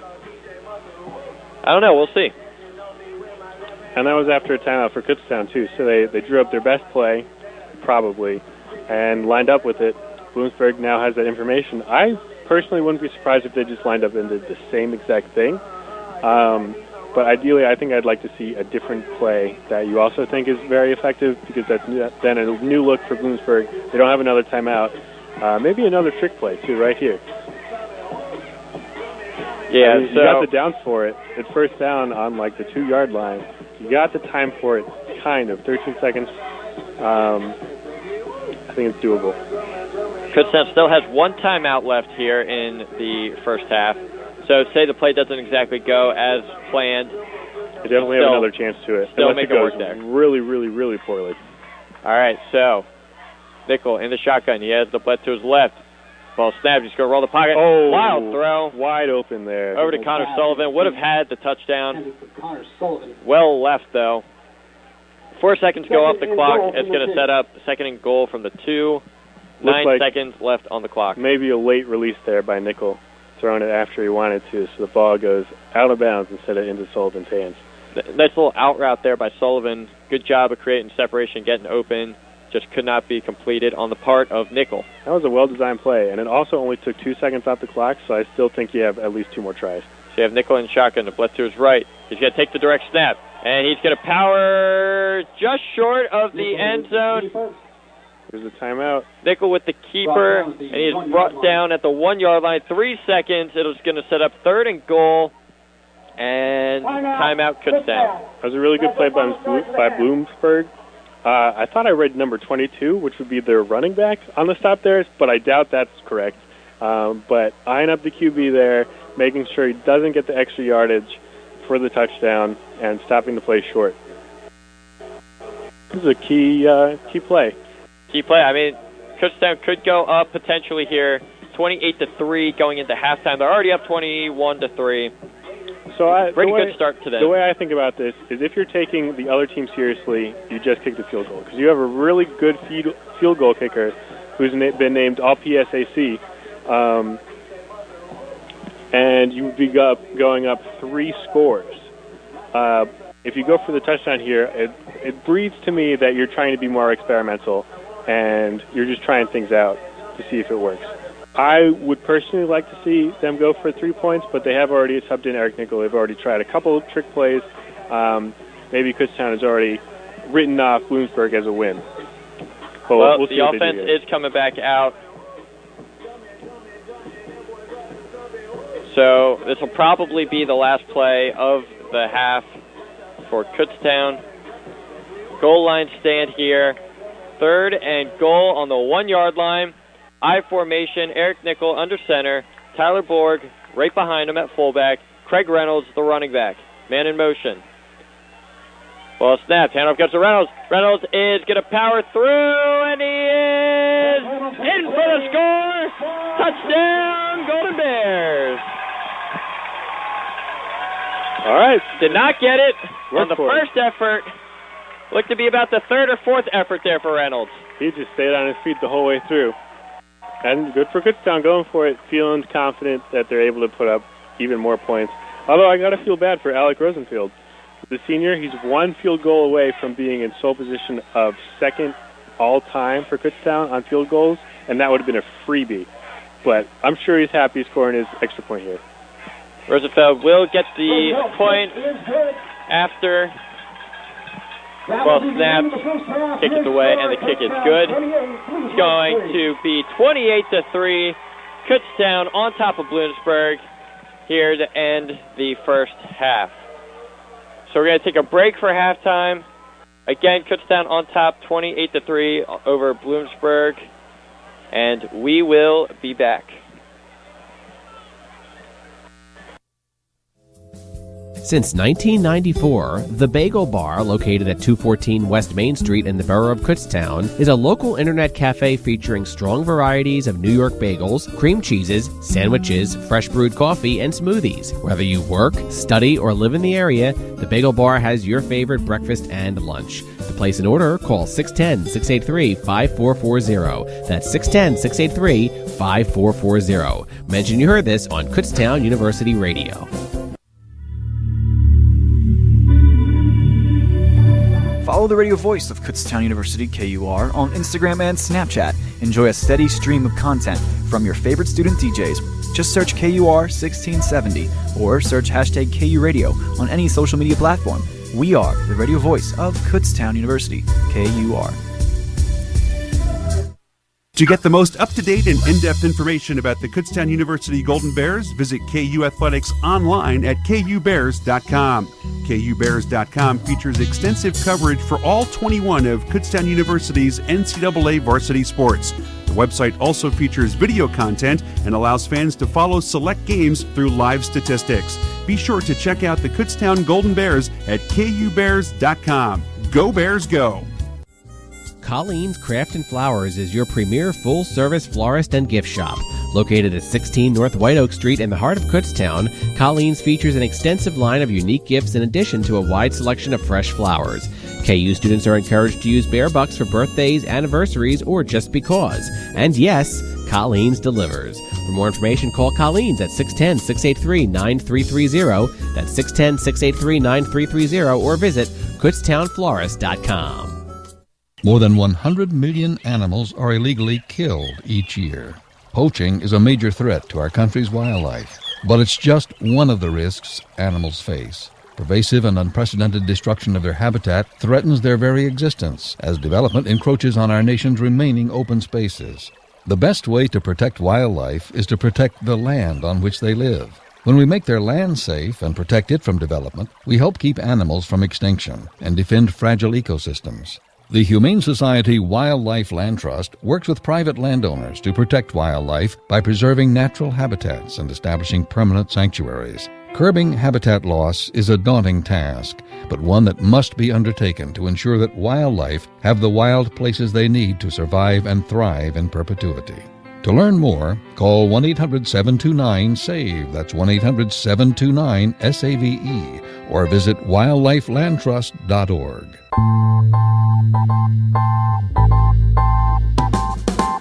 Like KUR, an award-winning radio station, on Facebook to receive exciting daily content delivered straight to your newsfeed.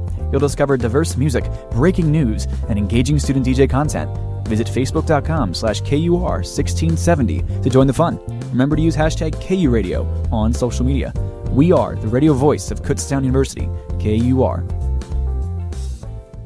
Show your maroon and gold pride. Be sure to check out Kutztown Athletics apparel across various outlets in Lehigh and Berks counties. KU Golden Bears gear can now be purchased at Walmart in Temple and Boscov's in Berks County and the Lehigh Valley. Also, Kutztown gear is available at the official headquarters for KU Gear, the KU Student Bookstore located on the scenic KU campus.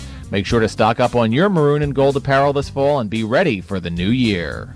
It's on us to make sure that everyone knows that if a partner doesn't or can't consent to sex, it's sexual assault. It's on us to step up and say something. To not give our friends a pass. To always be on the side of the survivor. To realize we have a role to play in stopping sexual assault. It's on us, the Golden Bear community, to stop sexual assault. I took the pledge, and you should too, at itsonus.org. PSECU is one of Pennsylvania's largest credit unions. Located in McFarland Student Union, room 280, PSECU offers students, faculty, and staff a full range of low-cost or free financial services. The credit union operates 3 ATMs on campus, free for members. For more information, visit www.psecu.com. That's www.psecu.com. It takes 12 years to create a graduate. It takes about the same time to create a dropout. The difference between a child becoming one or the other could be you. Studies prove that reading to a child regularly dramatically improves reading skills. And kids who read well by 3rd grade are 4 times as likely to graduate. So United Way is calling for 1 million volunteers over the next 3 years. We're asking you to step up, make a pledge, tutor a child who needs help, mentor a kid who needs someone on their side, volunteer to read to children, make a difference. Because when a child advances, we all advance. Entire communities improve. The path to success or failure starts long before graduation day, and the difference between a graduate and a dropout could be you. Be a reader, tutor or mentor, give, advocate, volunteer, live united. Take the pledge. Go to liveunited.org now. Brought to you by United Way and the Ad Council. KU football fans, did you know that all purchases made at the KU Campus Store benefit KU students? The Campus Store is a division of the nonprofit affiliate of Kutztown University, KUSSI. Surplus from KUSSI's operations is given back to students in the form of scholarships, student activities, and campus athletics. From competitive textbook options to KU apparel and gifts, KU Campus Store is your source for everything KU. Email any suggestions to KUR@kutztown.edu. Complaints, concerns, questions, whatever you may be thinking at the time, it's KUR@kutztown.edu. Stop by the KU Campus Store or Dixon Marketplace any Monday following a home football game to receive 5% off KU apparel for every touchdown the Golden Bears score. The Paw Bucks discount is offered win or lose with a minimum discount of 15% and a maximum discount of 40%. The KU Campus Store and Dixon Marketplace are divisions of the nonprofit affiliate of Kutztown University, KUSSI. All purchases benefit KU students.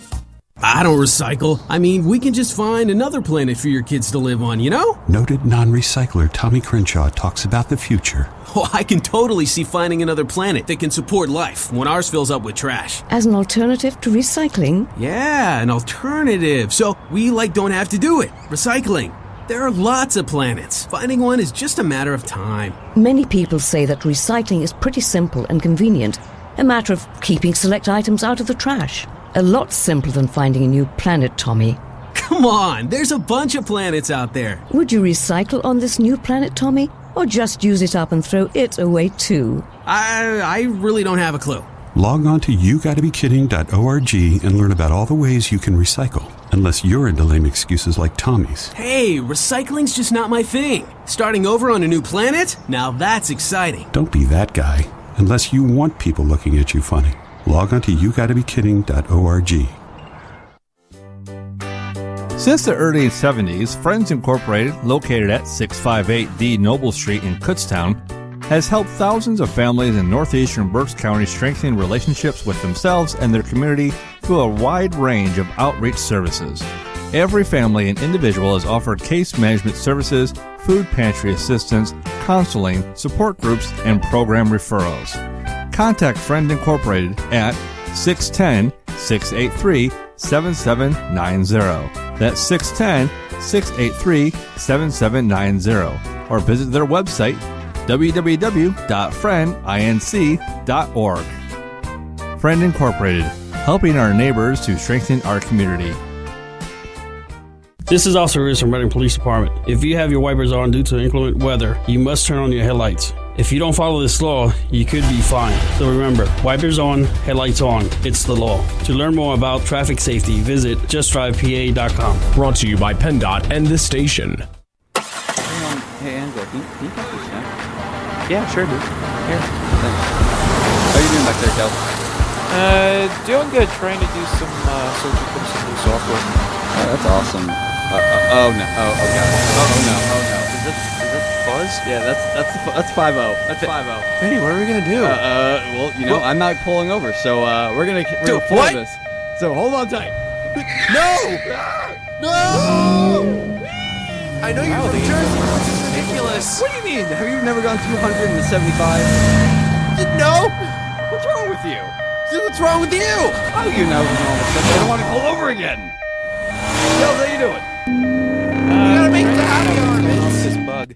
Will our heroes escape? Tune in next time to Happy Hour, Thursdays at 5. We'll see you then. And remember, this bar never closes. Check out the Kutztown University Rohrbach Library's website for everything you need to know about the Rohrbach Library, from simple things like library hours to more advanced things like PC availability, print quotas, citation information, links to Rohrbach Library's mobile applications, the Rohrbach Library Facebook page, and much, much more. It's all at kutztown.edu/library. That's kutztown.edu/library. The Rohrbach Library is a great public service to all Kutztown students, faculty, and staff, as well as the Kutztown community. Me, a cat, moving in with a single guy. At first, I thought it might be a little weird, but turns out it's actually pretty amusing. For instance, like my human's gotten so used to me being around, sometimes I think he forgets I'm here. He'll get up for work, shower, shave, and come out with no pants. Plops right down in front of the TV. Hello, there's a lady in the room. A person is the best thing to happen to a shelter pet. Be that person. Adopt. Brought to you by the Ad Council and the ShelterPetProject.org. Follow KUR, an award-winning radio station, on Twitter to receive exciting daily content delivered straight to your newsfeed. You'll discover diverse music, breaking news, and engaging student DJ content. Visit twitter.com/KURadio to tweet along. Remember to use hashtag KURadio on social media. We are the radio voice of Kutztown University, KUR. Hi, this is Nicolas Cage. When you're a teenager, there are a lot of things going on that can produce stress and anxiety. The pressures of school, dating, and the future in general can seem overwhelming sometimes. But there are healthy ways to deal with stress, ways to reduce it and channel your energy in positive directions. And you don't have to do it alone. The Will Rogers Institute has a free booklet with some really helpful information. For your free copy, visit wrinstitute.org and find us on Facebook and Twitter.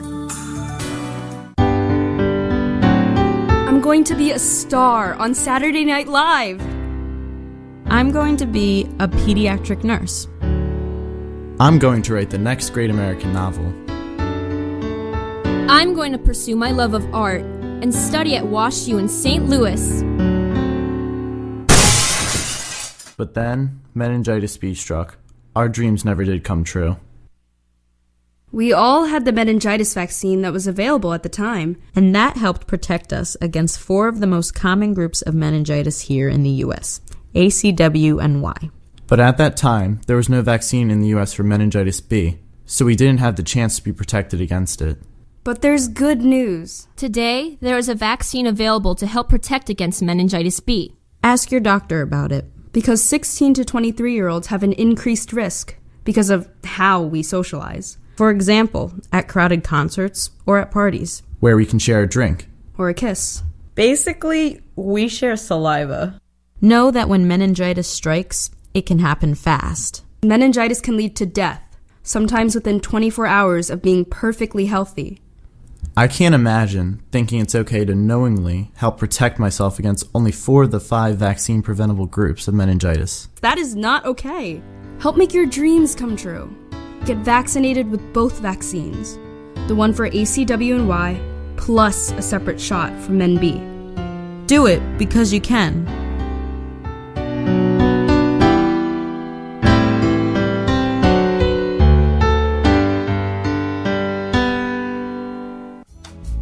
The Northeast Berks Chamber of Commerce is your premier resource and voice for trusted local business. The Chamber advances regional economic and cultural growth through supportive collaboration with business and community organizations, as well as government. For more information, call the Northeast Berks Chamber of Commerce at 610-683-8860. That's 610-683-8860, or visit their website at northeastberkschamber.com. Thinking about graduate school? Kutztown University offers a variety of programs that offer excellent career preparation. Visit kutztownmasters.com to learn more, or email graduate@kutztown.edu with questions. Hand in hand we'll go, dancing through the Milky Way.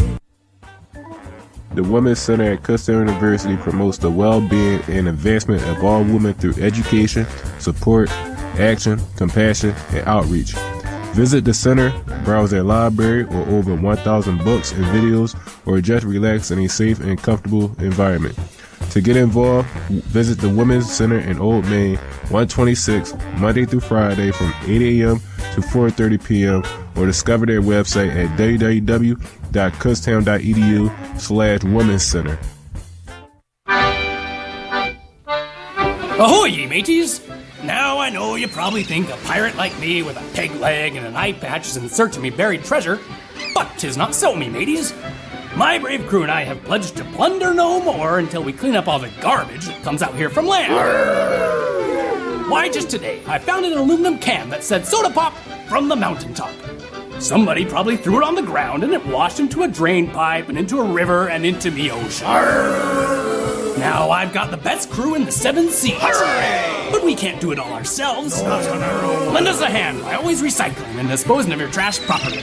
To learn more about keeping oceans clean, visit keepoceansclean.org. Tarnation. I mean, keepoceansclean.org. Right? That's keepoceansclean.org. Yeah, what he said. Brought to you by the Keep Oceans Clean Alliance and the Ad Council. It's the homecoming football game Saturday, October 13th. The radio voice of Kutztown University, KUR Kutztown. Welcome back to Kutztown University Golden Bears football. I am Connor High alongside Kevin Grew. And we are back from halftime. There's about 5 minutes left here before we are officially back to the game. Kutztown is on top of Bloomsburg, 28-3. And they will be receiving the second half kickoff. So, all in all, this has been a really dominant game by Kutztown. I think we can both agree on that, right? Yeah, Kutztown has looked fantastic for the whole game. The entire game except for one play, and that one play resulted in first down and goal on about the 5 for Bloomsburg, and then they made them go 3 and out, stopped them for a field goal. So this has really been a complete performance by Kutztown. Just the one error on the long snap for the punt.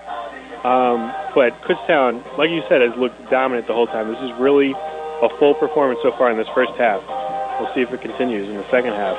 Yeah, really the only points that Bloomsburg has been able to manage here was just simply because of a bad snap on a punt. And they were able to get incredible field position. It was first and goal on the 4. Kutztown's defense took a stand, stood strong, and were able to hold them to only 3 points. So, other than that, not much for Bloomsburg. So tremendous job here by Kutztown early on. We did have a quarterback change in the first half. Colin DeGalbo, the starter. These were his numbers from the first half. 5 of 8 with 1 interception, threw for 69 yards. He had a very nice 45-yard pass downfield early in the first quarter. Other than that, has not really been able to generate much, and actually got replaced for Eric Nickel, who in the first half was 6 of 8 for 56 yards, 1 touchdown, and his long was 23 yards. So what are your thoughts on the whole quarterback controversy right now? That's kind of tough. I like a good battle. It elevates both of their playing levels when they know I have to compete for my spot. I'm not just safe. Even if I have a poor game, I'm still here. Having a mental fortitude and being able to play every game is really important. You can't have those random 3-4 interception games, which I'm not saying either of them have, because they really haven't. Although Nickel threw a couple of interceptions in the last game, but he made up for it with all the touchdowns. But competing for your spot, making sure that you're doing better than the other guy is really, really beneficial for the Kutztown team as a whole. It kind of hurts the cohesion as a team a little bit because both quarterbacks play a little bit differently, and the wide receivers and the tight ends, and everyone on the offense really has to adjust to that when a different person comes in. But if I had to guess, they're getting lots of reps during practice all the time. So really the offense should be conditioned to be able to work with either of the quarterbacks, and both have looked pretty decent too. They've both put up so today's numbers weren't super great, especially when you think about how dominant Kutztown has been as a whole. But in past weeks, they both had really good games. So I'm not surprised about a switch here, especially up by so much, trying to spread the ball around. And also it makes your predictability for other future games a little bit harder, as future defenses have to prepare for both quarterbacks. And as we said, they kind of play a little bit differently. Nichols seems to be more sit in the pocket and throw it a little bit more often, or just hand the ball off. Right. Whereas DeGalbo likes to RPO sometimes and likes to run with his feet. He's the dual threat quarterback. So having to defend against both of those two people can be difficult for a team, and we've seen that today, 28 points already. Now, we've even kind of seen Eric Nickel have the ability to take off a little bit. It's not his first choice like DeGalbo will sometimes do, but he's got the ability to scramble a little bit. Teams certainly have to keep that in mind. So Eric Benjamin, the quarterback for Bloomsburg, is 3 of 13 for 20 yards. His longest pass was a 9-yard pass and 3 sacks. So our key to the game of dominating the air, Kutztown is really doing that. Certainly doing that for sure, yeah. Because both teams have good running backs, good run defense. Craig Reynolds, obviously, for Kutztown. Alex Gooden for Bloomsburg. Reynolds, 13 rushes for 83 yards. He's got 3 touchdowns. The last one we saw was that goal line stand there to close out the first half. Yep. Alex Gooden, 6 rushes for 34 yards. So, all in all, running backs have been pretty solid. Obviously, Kutztown with Craig Reynolds dominating there a little bit. And Neblett has been really good, too. He's had 4 rushes, and his average is 15.5. Yeah. 4 rushes for 67 yards. He does have a 58-yard rush, which jacks up that average. But if you can get a 58-yard rush and be scared of both running backs, too, that's also another thing that the defense has to look out for. You can't just see, oh, their second running back is in, this is definitely going to be a passing play. You actually have to look for Neblett because he is capable of running the ball and getting a good game. Neblett has looked good. He is a quick, shifty back. He's been finding the holes, obviously, on that one long run earlier for 58. So it'll be interesting to see how the teams have made their second half adjustments. The ball has been teed up. We are just about ready for the kickoff to start the second half. Kutztown will be receiving. And with that, the second half is underway. So the ball is going to be received at about the 6-yard line. He's at the 10. He's at the 15, the 20, 25, 30, 35, 40, 45. Brought down about the 50-yard line. By the kicker there. By the kicker. Great field position there for Kutztown. Neum Navarez with the return. Great job there. Found a hole and hit it hard. Great blocking there by Kutztown. Gives a good start to Kutztown. Really gets the crowd excited already. If you have a bad start, the crowd won't be as behind you as usual. Could have a couple bad plays, and Bloomsburg could be right back in it, but Kutztown's starting off really strong. So Eric Nickel, obviously back in at quarterback for Kutztown. He's in the shotgun. He's got Craig Reynolds to his right, a receiver to the far side, a receiver to the near side. Ball snap, handoff goes to Reynolds. Reynolds powers through. He's past the 45, the 40. He's going to power through to the 35-yard line. They'll mark him down at about the 36. Big pickup for Craig Reynolds. It's going to be first down and 10 for Kutztown. Well right into Bloomsburg territory. Bounced right off the defense there for extra yards. I want to point out a couple of stats before this play starts. Penalties. In the first half, Kutztown had 8 for 55 yards, and Bloomsburg had 1 for 5 yards. So Kutztown dominating in every other area to make up for that difference. So Eric Nickel in the shotgun. Handoff, play action. He'll take it himself, and he'll be wrapped up immediately. Pickup of no gain. So that thing with the penalties, obviously a negative. 8 penalties is a lot for a first half for one team, but then we'll go to the positives. When Kutztown is leading at halftime in the Jim Clements era, they are 26-6, and certainly up by 3.5 scores. Highly likely they're going to win here. And then once we hit 35 points, Kutztown hits 35 points, they're 18-1 in the Clements era. So Nickel in the shotgun. He's got Reynolds to his left. Ball's thrown about the 38. Caught at about the 38, past the 35. Brought down at about the 33. He's going to set up third down for Kutztown. That's a little short pass there on the quick slant. And one more thing. Kutztown is 3-0 for the first time since it started 4-0 in 2011, where they won the PSAC championship. So far this is looking good. But remember, the big important key games for the conference are coming up in this stretch of 5 games in a row where they're playing just conference opponents. And this is certainly a good start if the game continues to look like this. But this next stretch, hugely important. So Nickel in the shotgun. He's got Reynolds to his left. Ball snapped. He's looking. He's going to fire over the middle. It's caught at the 30. Brought down just short. They'll mark him down at the 32. That is number 80, Alston Wolf, on the catch. And it looks like Bloomsburg was hoping for a holding call there to bring the ball back. Definitely would have been a big swing. Kutztown will be going for it here on fourth down. It is 4th and 1 for the Golden Bears. And again, you got to be sad for Alec Rosenfeld. I'm sure he wants to get sole possession of second place. Hey man, they want to go for this win. Kutztown, not relenting. They are going right for it. So we have Sullivan in motion. Nickel takes a snap. Handoff goes to Reynolds. Reynolds is met immediately, and this is going to be close. Both teams pointing as if they got it. It's close. The refs are talking it through. They're all in the way. They're going to take a referee timeout. They're going to bring out the chain gang. We're going to take a look at this one. This spot to me looks close. Just from here, it is very close. From my point of view, looks like he's a little short. I think so too. But especially based on the ruling of the spot. Took a while to bring out the chains, but here they come. This would be a good stop for Bloomsburg. This would be big for Bloomsburg. First drive of the first half, their defense gets a big stop on fourth down. It's short by quite a bit. He is short, yep. So it's going to be a turnover on downs for Kutztown. Bloomsburg will get the ball here. First down and 10, they'll get it at about the 27-yard line. And you can't fault them too much for going for it. Before that, they were 1 of 2 for fourth down conversions. Now 1 of 3. But in all likelihood, that stop not going to matter too much unless Bloomsburg really rallies. Alrighty, so we're going to see Eric Benjamin here for the first time in the second half. He's in shotgun, in the pistol.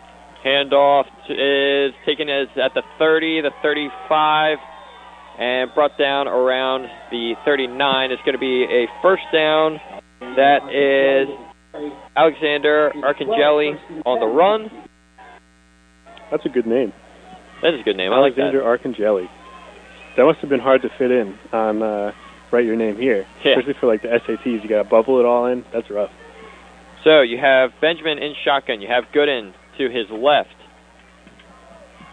One receiver to the far side, two to the near side. Ball snap. He rolls out to his left. Throw is caught at about the 44-yard line. They'll mark him down and out at the 45. Pickup of about 5. And that was Jake Pickup Perry. of about 6. It's going to be 2nd and 4. Jake Perry on the coverage there, just able to run him out of bounds, prevent the first down. But too far away to pick the ball up.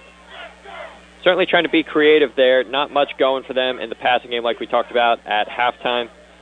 Benjamin is in shotgun. He takes a snap. It's a handoff and met immediately in the backfield. It's going to be a loss of about 1, and that is Alex Gooden on the carry. Got a 3rd down and 5. Do you think if they don't get it, do they go for it? Or is it still too early for that? At this point, it might be a little too early, but at this point you might have to start considering it. Especially with your punting problem. Yeah. So Benjamin. But we'll see how this play goes first. Benjamin in shotgun. He's got 2 backs.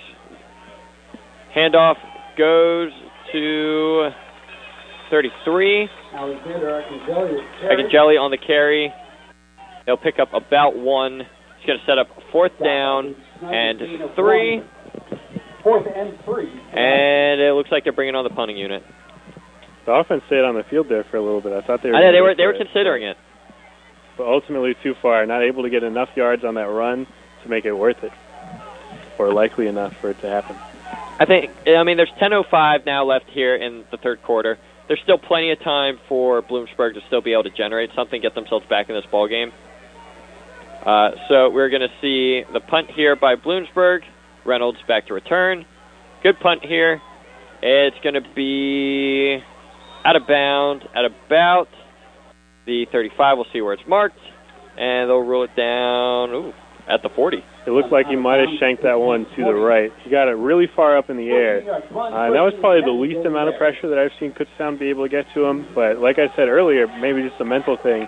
He's been so close to getting hit multiple times and was actually hit the one time that you got to be thinking, I'm catching this ball, I'm punching it right away. No time for me to dilly-dally at all. And he gets it away, but not too far. So Kutztown will start with pretty good field position here at their own 40-yard line. So Nickel is in shotgun, Neblett to his right, and play action. He's going to fire. It's caught at about the 42, past the 50, into Bloomsburg territory. Be first down, tackled at the 45-yard line for the Golden Bears, into Bloomsburg territory. And that was to a wide-open tight end, Jack Pilkerton there. It seems like Kutztown is really trying to get the ball more to their tight ends. If I remember correctly, back to California, they were mostly passing to the wide receivers or doing checkdowns to the running backs. And there was even a couple instances where there were tight ends open, but they didn't throw it to them. But here, spreading the ball around. So Nickel in the shotgun, handoff, play action. He's going to take it himself. He's going to run up the middle. And he is brought down at about the 43-yard line. Buried there by a group of Huskies. And Nickel is coming up limping. Shaken up. So he's going to come off for a play. And we're going to see Colin DeGalbo back in. They're going to take a look over at Eric Nickel on the sideline. Colin DeGalbo back in at quarterback for Kutztown. Neblett to his right. 3 receivers to the far side, 1 to the near side. They're going to get instruction from the sideline. Ball snapped. Quarterback option is going to flick it to Neblett. Neblett's at the 40, the 30. And he'll be brought down at about the 31-yard line. It's going to be a first down for Kutztown. So that's the interesting part, bringing DeGalbo back into this game, is you immediately have to take into account his legs. And he's going to keep Bloomsburg honest in doing so. And especially DeGalbo already warmed up from that first quarter, ready to go right away. I've been watching Nickel on the sideline here, and he limped over. He's sitting on, I don't know what to call that, like the bench thing? The bench, yeah. Pushy bench. Get worked out, see how he's feeling. DeGalbo takes the snap. He's going deep down the far sideline. It is caught at the 5-yard line. brought down at the 4. Great play there by Kutztown. That is completed. I didn't see who that was a completion to, but it was a really good job. That is number 82, Mason McElroy, on the play. Really good job by McElroy because that pass was a little bit behind him. Luckily for him, the coverage was really on top of him, so he was able to run back and catch the ball. Defense does a good job there to not get a flag, but gives up the catch anyway. Galbo in shotgun. Neblett to his left. Handoff goes to Neblett, makes a man miss. He's going to be stopped just short of the goal line. It'll be brought down at about the 3-yard line. It's going to set up 2nd and goal now for Kutztown. It really seems like Kutztown has the much more explosive offense. They have the more likelihood of getting a large play, a large gain out of anything, out of anywhere, than Bloomsburg does. It's going to be 2nd and goal from the 3 for Kutztown. DeGalbo, shotgun, Neblett to his right. He's looking. He fires, and it is incomplete. Intended, it went in the direction of both Torres and Sullivan, but it is incomplete. So it's going to set up 3rd down and 3 now for the Golden Bears. 6:54 left here in the 3rd quarter. As Eric Nichols still getting looked over on the sideline. We'll see if Bloomsburg can get a stop here, maybe stop them to a field goal. Although I don't know if Kutztown would even go for a field goal at this point. They're thirsty for blood. They want all the touchdowns. So DeGalbo in shotgun, Abdul Hassan Neblett in motion. They're now in the pistol. Play action. He's going to hand it off to Neblett. And he is going to be brought down for no gain. Drive was down before the ball came loose. So it's going to be 4th down now for Kutztown, 4th down and goal. Loss of 1 on the play. And it looks like we are bringing on the kicking unit. I'm happy for Rosenfeld. He can get sole possession of 2nd place. Just need a good, clean kick here. It's going to be about a 21-yard field goal, chip shot here for Rosenfeld.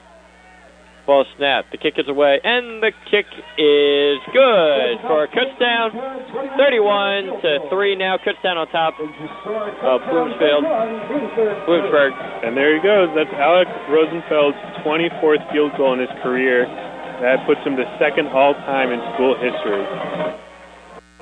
And he's gotten 4 extra points in this game already. He was already the leader in school history for extra points. It's a good job there by the Kutztown offense. Bloomsburg able to make a stand there at the end of the drive. Kutztown at least coming away with a field goal. 3 points makes it a 28-point game now. Kutztown on top. 6:07 now left in the 3rd quarter. I'd like to point out one more stat from after the half. Bloomsburg had 21 rushes and had a net 38-yard gain. Kutztown had 24 rushes with 133 yards. So not even just dominating in the air, but also dominating on the ground. Kutztown, as we've been saying, having a full game, being excellent at all facets except at one play on special teams. All right, so we're just about ready for the kickoff. Rosenfeld set to kick it away. It's a good, clean kick. It's going to be fielded at about the 10. He's at the 15 and brought down immediately. Good play there on special teams. He'll be taken down at about the 16-yard line. Great play. I think that'll be Bloomsburg's worst field position to start. And they haven't really been able to do much with good field position. So this could be a tough drive. It looked like on the kickoff there, he had an overlapping receiver going behind him. So I was looking for a lateral there, but it's a little risky, especially this early in the game still. So just getting tackled early on. So we've got Eric Benjamin in shotgun. He's going to take the snap. He rolls out to his right. He's going to fire downfield, and it is caught. We're going to see if he's rolled in or out. It's about the 35-yard line. They're going to say it's a catch. Big play there by Bloomsburg. probably the biggest passing play of the game so far for I them. might even argue that's Bloomsburg's best play of the game. Yeah, I would probably have to agree with that. Yeah, that's probably their best play of the game. That was a well-executed play. It was well done. I just wouldn't want it to be the best play of the game this far into the game already. So you have Benjamin again in shotgun. They're going to run it with him, and he's going to be met in the backfield. He's going to lose one on the play.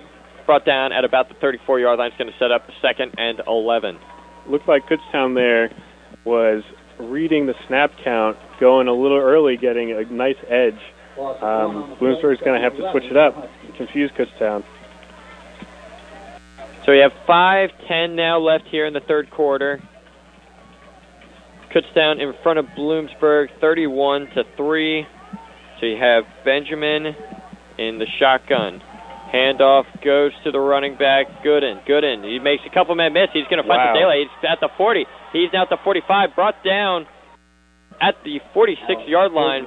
That had no business of being a run that gets a first down. Well, they had him nearly stopped in the backfield. Gooden made at least 3 or 4 men miss before finding his way for a first down.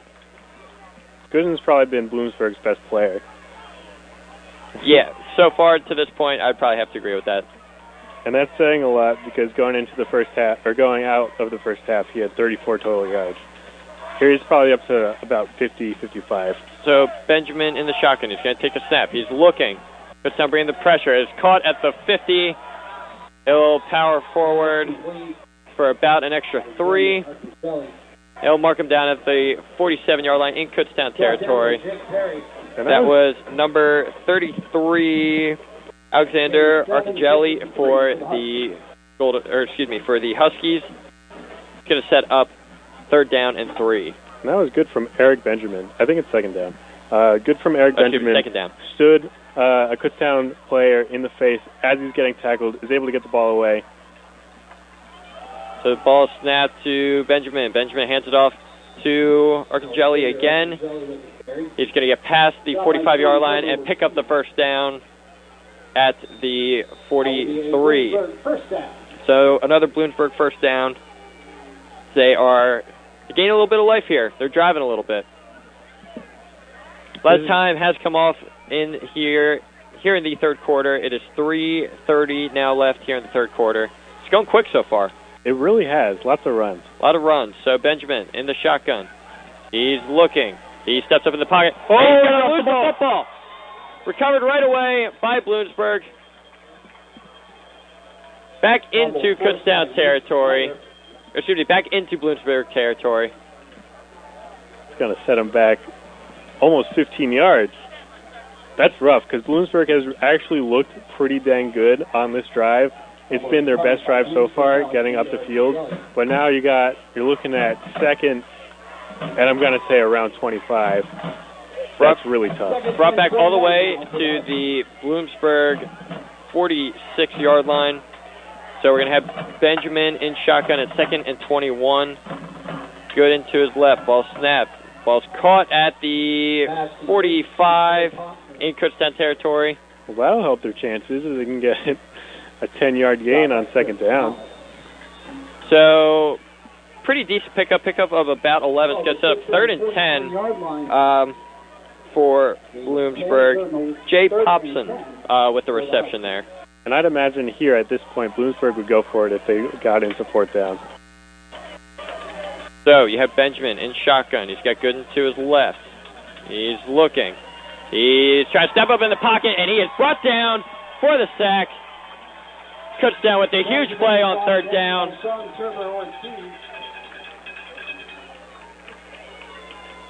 4th down now for Bloomsburg. Big play there for the Golden Bears. Kutztown doing what they do well consistently in this game. They're getting the sacks in. They're getting the rush stops.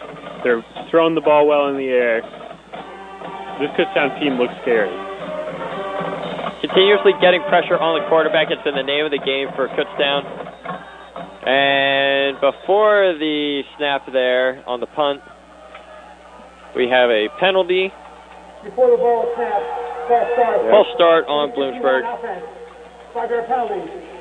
Fourth down. I think that's only Bloomsburg's second penalty of the Ladies game. and gentlemen, the winning number for the 50. So we'll back it up a little bit further for Bloomsburg. 50 raffle winning number. It's going to set up 4th down and 18 now. Class 61910. They, Foul on number 36. so again, Reynolds back to return the punt. We haven't seen a return out of him yet today. Nothing long. Yeah, just fair catches. Because the ball's gone so short. Low line drive punt. Reynolds fields it at the 25. He's at the 30. He's at the 40. The 45, the 50. Into Bloomsburg territory. Past the 45. Brought down at the 41-yard line. Flag on the play. Great return there by Reynolds, but there, like you said, there's a flag on the play. It looked like towards the 50-yard line, all the Kutztown players weren't expecting a return, so they were just kind of lollygagging out there. And so at the last second, when they're realizing that this has a chance to go all the way, they started blocking and maybe doing something illegal. Illegal block in the back. Number 27 receiving. Kutztown's going to get called for the illegal block in the back. That is on number 27, Nate Jones, the running back. Which is too bad because that was a good return there by Craig Reynolds. They're still going to have pretty good field position. Field position's still pretty good. Taking a look at where they're going to mark them down at. It's going to be at the Kutztown 40-yard line. So that's where they'll start. It'll be 1st and 10. Doesn't fully negate the good return, just partially. All right, so we have DeGalbo in the pistol. Reynolds behind him, 2 receivers to the far side. Got a 2 tight end set out right now. So DeGalbo takes a snap. Handoff goes to Reynolds. Reynolds is at the 40. He's at the 45. Brought down at about the 47-yard line. Pretty good pickup there on 1st down. It's going to set up about 2nd down and 2. 48-yard line. Nice little run there. I figured for the majority of the rest of the game, they're just going to keep running the ball. Get the clock down, get out of this one. Keeping the tempo up, they're all going to look over to the sideline. We've got DeGalbo in shotgun. Reynolds will move over to the left of him. 2 receivers to the far side again in the 2 tight end set. Handoff goes to Reynolds. Reynolds will power through past the 50. And he'll be brought down in Bloomsburg territory at the 48-yard line. So far in this game, it's hard to argue anything except Craig Reynolds as being the player of the game. Reynolds has been dominant today. Especially with the 2 quarterbacks playing. Craig Reynolds has been excellent. 3 touchdowns. Could potentially see another Offensive Player of the Week award. If I was a betting man, I might bet on that. So, with 12 seconds left here in the 3rd quarter, Kutztown will let the clock run out.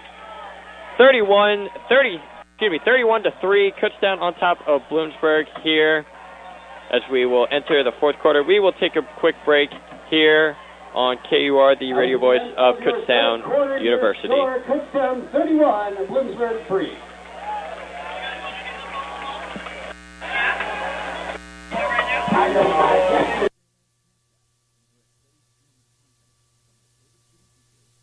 Follow the radio voice of Kutztown University, KUR, on Instagram and Snapchat. Enjoy a steady stream of content from your favorite student DJs.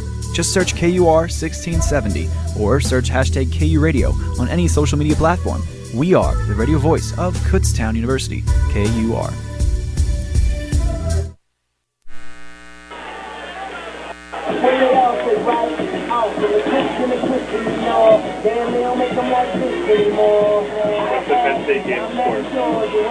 I should probably check. I'm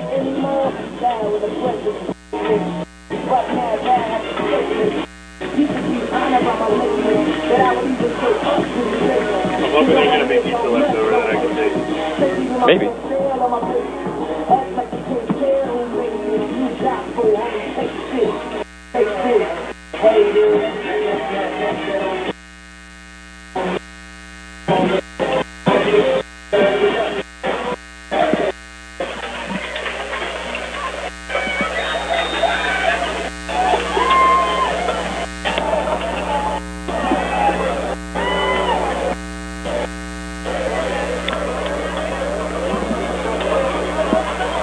So we are back here for the 4th quarter.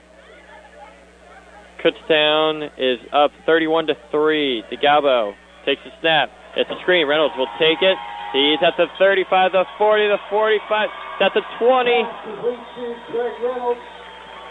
Big play there by Kutztown. Right out of the gate here. He'll get all the way to the Bloomsburg 18-yard line. 1st and 10 now for Kutztown. Yeah, it's definitely Reynolds for me for offensive player of the game. And Cox Cohen has been excellent on defense.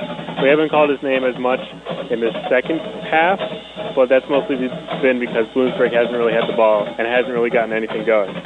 109 yards rushing for Reynolds in the first 3 quarters. DeGalba takes a snap. He's looking. He's going deep to the end zone, and it is caught for the touchdown. Kutztown, Golden Bears. And they get him on the double move. Diego Torres. Diego Torres inside, with the touchdown. goes back outside towards the end zone, is left open. He kind of has to backpedal a little bit and catches the ball in what I'd call a bread basket, putting both his arms out, but whatever gets the ball. Hey, man, whatever gets the job done, that's all that matters. All we know is it puts up 6 points on the board. So Rosenfeld will be on for the extra point. Try and make it a 35-point game. Ball is spotted, and the kick is blocked, actually.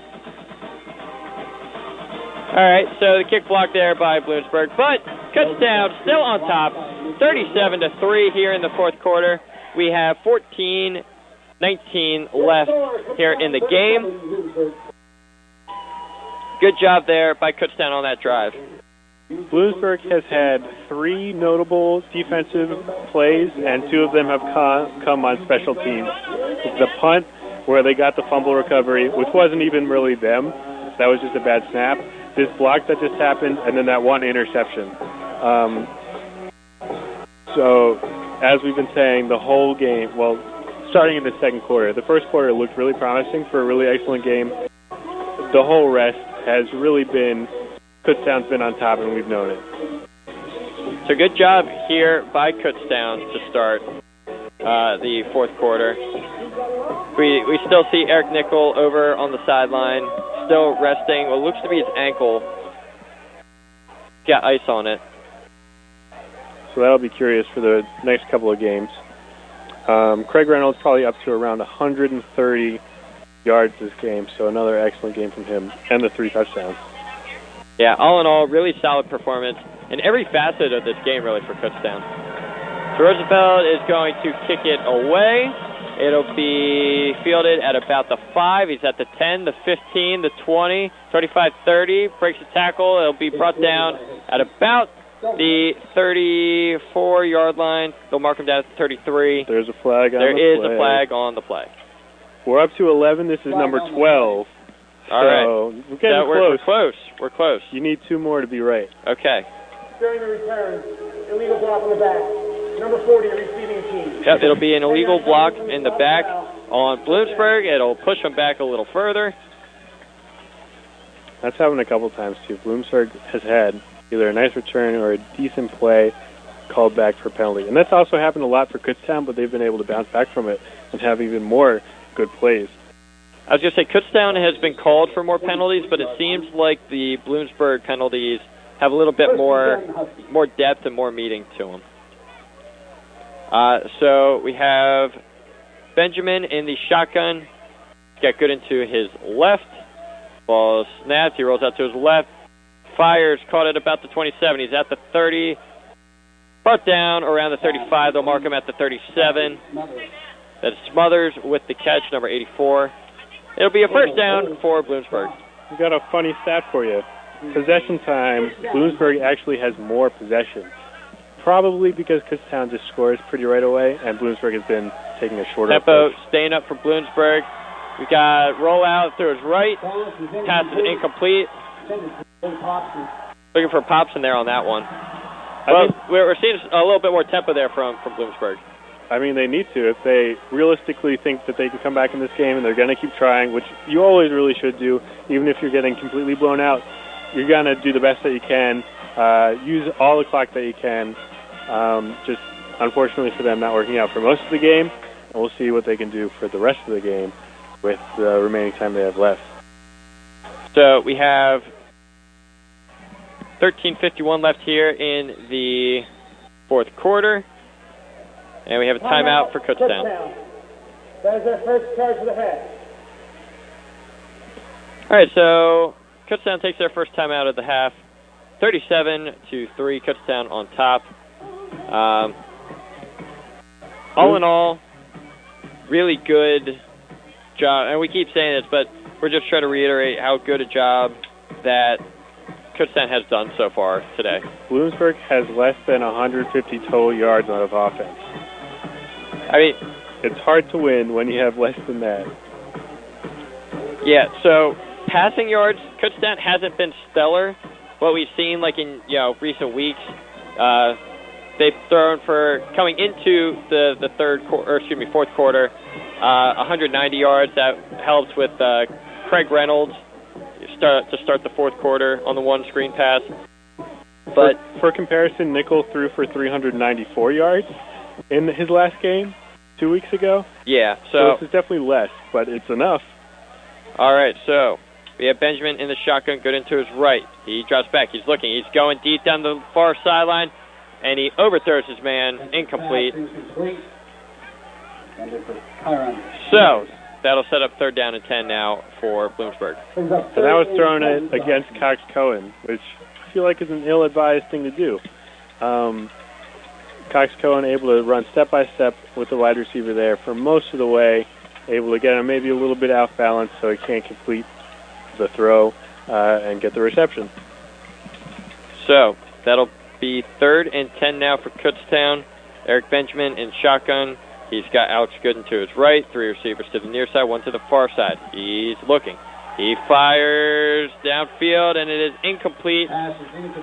Pass down around the 40-yard line. That one was not a good throw. That wasn't. Yeah, and we've seen Benjamin try and stretch the field here a little bit. He's been wild on some of his deeper throws. And it feels like Bloomsburg, they're kind of on the fence right now as to what to do. They're going to bring out the punting unit.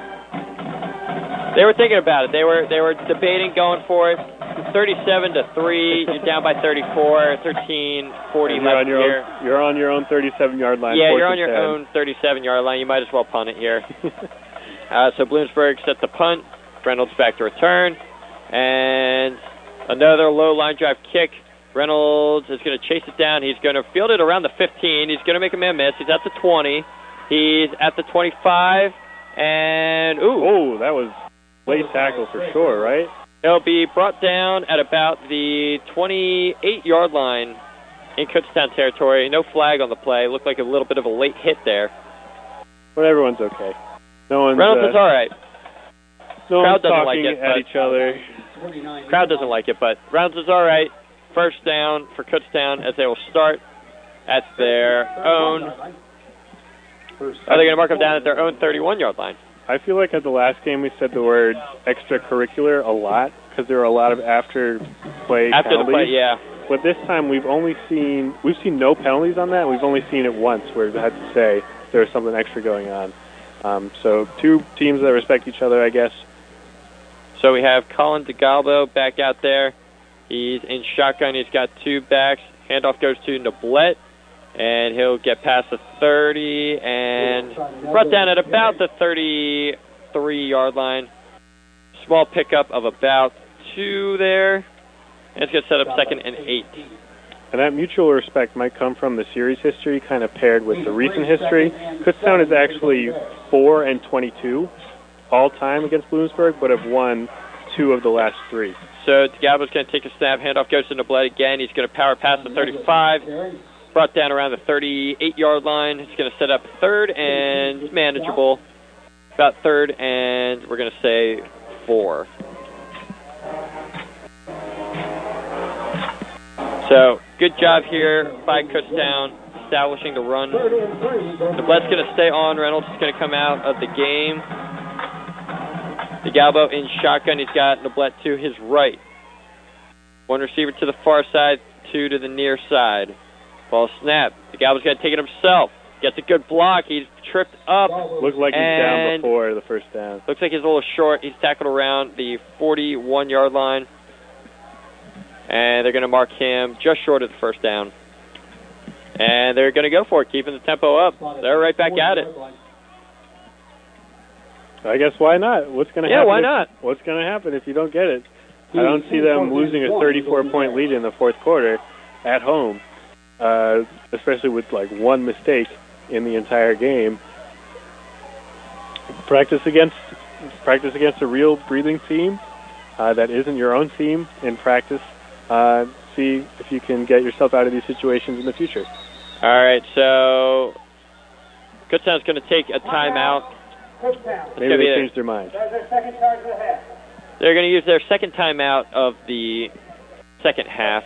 A little bit of confusion there. They were kind of on the fence whether or not to go for it. Then there was a bit of a substitution change there late. So we're going to see what they've got drawn up here. 4th and 1, ball on their own 40-yard line.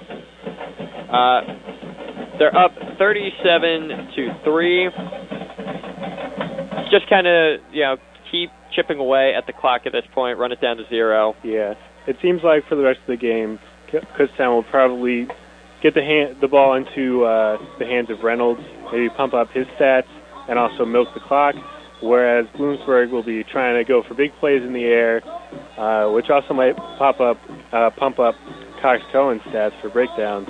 But we could still see some excellent plays going forward.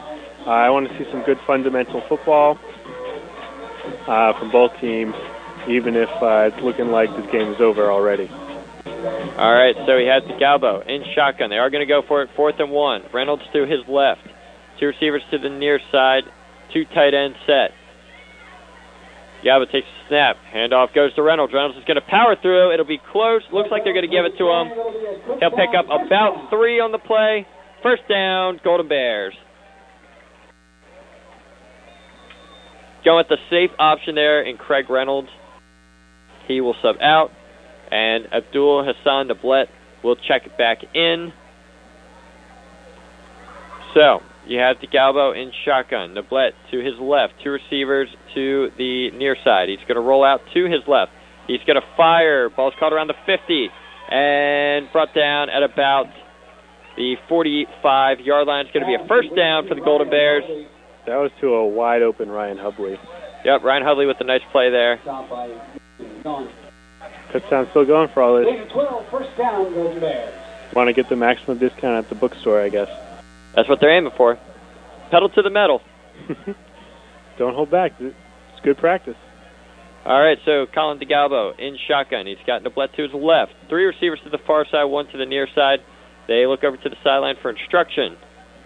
Ball snapped. He's looking. He's going to pump fake. He's going to scramble out to his right. He's going to fire. It is caught. That's a good throw. Around the 38-yard line. That is caught by number 80. That is Alston Wolf. So it is going to set up 2nd down and 3 for the Golden Bears. So DeGalbo in shotgun. He's got man to his left. Quick throw out, caught around the 40, up to the 35, past the 35, marked down around the 32, and that is caught by Brandon Smith. These are freshmen. I was thinking that too. I would like to see Kutztown sub in some of the younger players to get experience in a real game, up by so much. So seeing Brandon Smith, I'd love it. I want to see more targets to some younger players.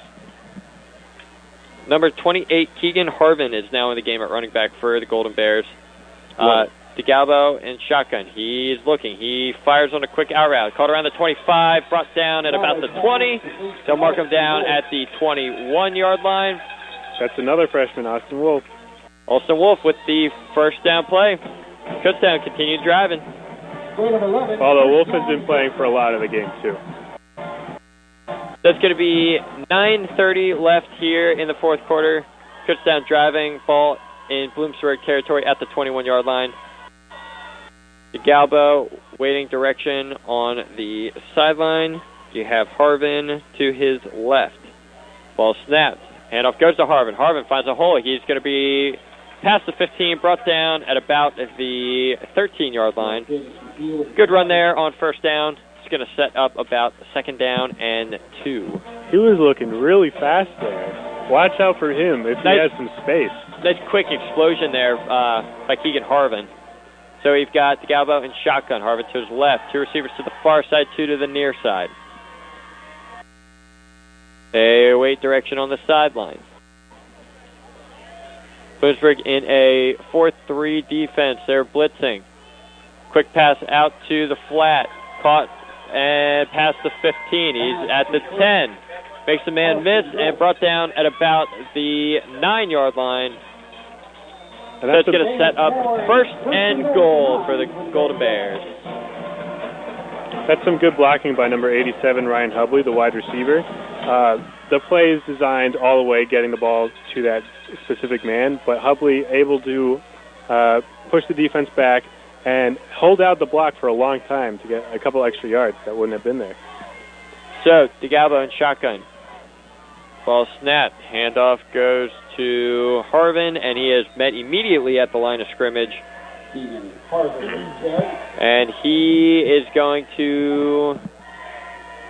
They're going to mark him down for a loss of about 3, it looks like. So it's going to set up second and goal at the 12-yard line for the Golden Bears. Keeping the tempo up. DeGalbo in shotgun. Harvin to his left. Receiver to the far side and 1 to the near side. Ball snapped. Caught out in the flat at the 10. The 5. And diving for the end zone. Looked just short. And just short. Just short. They'll mark him down at about the... looks to be the 2-yard line. Close play there by the Golden Bears. Wow, that was close. That was number 46, Tyler Borg, with the play.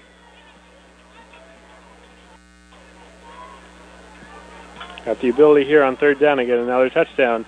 I wouldn't be surprised if they went for it on fourth down if they don't get it here. Third and goal at the 2. So it's going to be DeGalbo. Takes a snap. He's going to take it himself, and he's going to waltz in for the touchdown. Touchdown with the score. Colin DeGalbo with the 2-yard rushing touchdown. Going to put Kutztown up 43-3, pending the extra point. Great job there by the Golden Bears throughout that entire drive. Ate up a bunch of clock. 6:55 now left here in the game. Pedal to the metal, right? Keep your foot on the ground. So Alec Rosenfeld's going to come on for the extra point. The last one was blocked. Ball is spotted. The kick is away, and the kick is good. 44-3. Kutztown on top of Bloomsburg. That was, like I said, a really good drive there on the part of Kutztown. What are your thoughts on that last drive? It kind of seems like Bloomsburg just feels defeated. They're not trying that hard. They're not stopping people, and they really haven't been for most of the game. But yeah, like you said, Kutztown all the way through, spreading the ball around. I heard a couple different names called. We called a couple different names, and then DeGalbo eventually pushing it in by himself, which is what we know he likes to do. Just a complete full thing. Made it to third down. We're able to get it in. They were never at a third down and long. So keeping the play going, or keeping the drive going, it's really important to make sure you're not getting 3rd and 8, 3rd and 9, 3rd and 10. You want to give yourself 3rd and manageable, 3rd and close, and Kutztown was able to do that for the full drive, which is why it kept going for so long and why they were able to get the touchdown. Like you said, a lot of smart plays there on first and second down, get him at 3rd and manageable. He's got the kickoff. It is going to be fielded at about the 5. He's at the 10, the 15, the 20, 25, 30. Broken tackle brought down at about the 32-yard line. So that is where Bloomsburg will start. It'll be... I think I just saw someone from Kutztown take the mouthpiece from someone from Bloomsburg. They were going at it on the left side of the field. It was kind of irrelevant to the play, and then some words were exchanged, and the Kutztown player just trotted off the field. Some extracurricular activity, if you will. But nothing too bad. They weren't too upset with each other. All in good fun. So Eric Benjamin back out for Bloomsburg. He's going to take the snap. Handoff goes to Gooden. Gooden makes a man miss. He's going to get a block from the quarterback, Benjamin, but all for not a whole lot. It's going to be a pickup of about one. Gooden went to the left, circled back around, got a really good block there by Eric Benjamin, only to be brought down right away. Seems to be, it's going to set up 2nd and 9. So we've got Benjamin in the shotgun. He's got Gooden to his right. Play action. He's going to fire over to the far side. Caught at about the Bloomsburg 37-yard line. He's going to set up 3rd down and about 5. And I know on defense we've called out Cox Cohen a lot because he really has been excellent, but I'd like to call out one other person. Luke Snyder has 11 tackles and 1.5 sacks with 2 tackles for loss in this game, so he has also been very good. All right, so it is 3rd and 5 here. Benjamin in the shotgun. He's got Gooden to his left. 2 receivers to the far side, 2 to the near side. Ball is snapped. Throwing downfield, and it is off the shoulder pad. Downfield. It was intended for Michael Allen around the Kutztown 45-yard line, right off the shoulder pad, out of bounds. It's going to set up 4th down and 5. And not surprisingly, Bloomsburg's going to go for it. That looked very catchable. It was very catchable. Allen did not do Benjamin any favors there. 4th and 5. So it gets up 4th and 5. Benjamin in the shotgun, Gooden to his right. 3 receivers to the near side, 1 to the far side. Benjamin's going to roll out to his right. He's looking. He fires, and it is caught around the 46-yard line. That's a big tackle, too, by 37. They're going to mark him down. It is a 1st down for Bloomsburg. They're going to mark him down at about the 48-yard line in Kutztown territory. Pickup of 15. Clock continues to wind. We've got about 5:30 left here in the game. Benjamin in shotgun, Gooden to his left. He looks. It's a draw. Handoff goes to Gooden. Gooden is going to power forward past the 45, past the 40, into Kutztown territory. Around the 37-yard line, is going to set up a 1st down for the Huskies. Keep doing the hurry up. It looks like 2 plays back on that throw. Benjamin had his first look receiver covered, so he went off, kept going on his progression, and made it to a 2nd receiver. Benjamin's going to take the snap. He rolls out to his left. He fires to the far side and is overthrown. Incomplete. Pass was intended for Kieran Smethers. It looked like Smethers was right in between the area of the safety and the cornerback there, so definitely if that ball is thrown well, that's a catch and even potentially a big play because that route was just run well, but unfortunately for him, the pass thrown over his head, uncatchable, brings up 2nd down.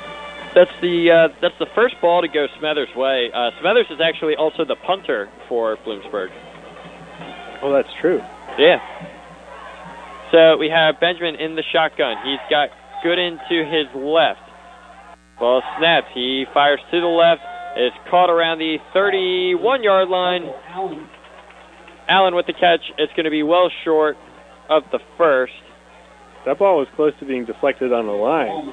It was. We had someone running up, and he got flipped over, and his legs were straight up in the air, and the ball almost hit him, but able to get it just above that for the completion. It's going to set up 3rd and 5 for the Huskies. So Benjamin in shotgun. He's got Gooden to his right. Ball snap. He's looking. He steps up in the pocket. He's going to take off himself. He's going to take a big hit past the 30, and he's going to be brought down at about the 26-yard line. They called it a 1st down. They're going to call it a 1st down. They started moving the chains immediately, and then they kind of stutter stepped, not sure, but then the ref called it 1st down. Keep going. It's going to set up 1st and 10 now at the 26-yard line for Bloomsburg. Benjamin in shotgun. He's got Gooden to his left. Ball snaps. He's looking. He fires, and it is off the hands and incomplete. That was a free interception. Oof. Really close to the interception. I was watching that route the whole time because that's where I thought the ball was going. He was targeting Allen, and quarterback just not seeing the free safety there up in front. Unfortunately, just not able to come down with the ball. That was that was what I'd call a free interception. It was right at him. It was a little high. It's definitely not a super easy catch, but if you're at this level, I feel like you should get that most of the time. Luckily, in this situation, that turnover wouldn't have really meant all that much, but Bloomsburg definitely bailed out there, as the Kutztown did not see that his perceived open man was covered. Tyson Harmon was the cornerback who dropped it. Benjamin takes the snap. It is completed to the near side around the 23-yard line. That was Cox Cohen on the tackle there, and it looked like he was trying to get a strip out of the ball. His hands were right at the football, and even after he was ruled down, Cox Cohen trying to get the ball out of his hands. Caught by Marshall Rizzuto. Ball snap. Marshall throws it, and it is caught. Benjamin throws it. It is caught at about the 15-yard line, and first down. Another first down. Bloomsburg. If Bloomsburg looked like this the whole game, this would have been a much closer game all the way through. They're picking up their first downs. They're looking good. They're spreading the ball out, and they haven't really been running it. Yeah, they've kind of cut down on the run so far. So Benjamin's going to take the snap. He rolls out to his left. He fires, and it is off the hands of Popson. Get a set up 2nd and 10. Intended for Jay Thompson. So good job. They've been having Benjamin roll out a lot, if you've noticed on this drive. I have noticed that. Yeah, it seems like a lot of his throws are coming on the run, balls that they're moving the pocket for him, and he's made a couple pretty good throws on this drive. I feel like this is showing a coaching error in this game. I know Kutztown isn't trying as hard at this point, but starting at the beginning of the game, I really feel like they should have been passing it more, because Kutztown's pass defense isn't nearly as good as the rush defense. As we saw, Bloomsburg could not get the rush going for the most part. So if they had started passing like this earlier on. So here, Eric Benjamin takes the snap. It's going to be completed at about the 10-yard line, brought down around the 5. They're going to mark him down at the 3. Like there, that's a 2nd down and 10 play. They get the pass away, and they get their first down. And like I just said, Kutztown probably isn't trying that hard right now with 3 minutes left in the game, up by so much. But Bloomsburg's been getting some good looks, and the passes have been pretty decent, and they've caught it most of the time. So I would have liked to see this from Bloomsburg earlier on in the game. So Benjamin's going to take the snap. He's going to take it himself. He's going to run up the middle, and he's going to be brought down immediately. Pickup of next to nothing. It's 1st and goal for Bloomsburg. He's going to set up 2nd and goal now. So good drive here by Bloomsburg. We've got 2:25 left here in the game. Kutztown on top, 44-3. So ball snapped. It is to Gooden. Gooden powers his way forward. He's going to be close to the goal line. He's at the 1. He's going to set up 3rd and goal now.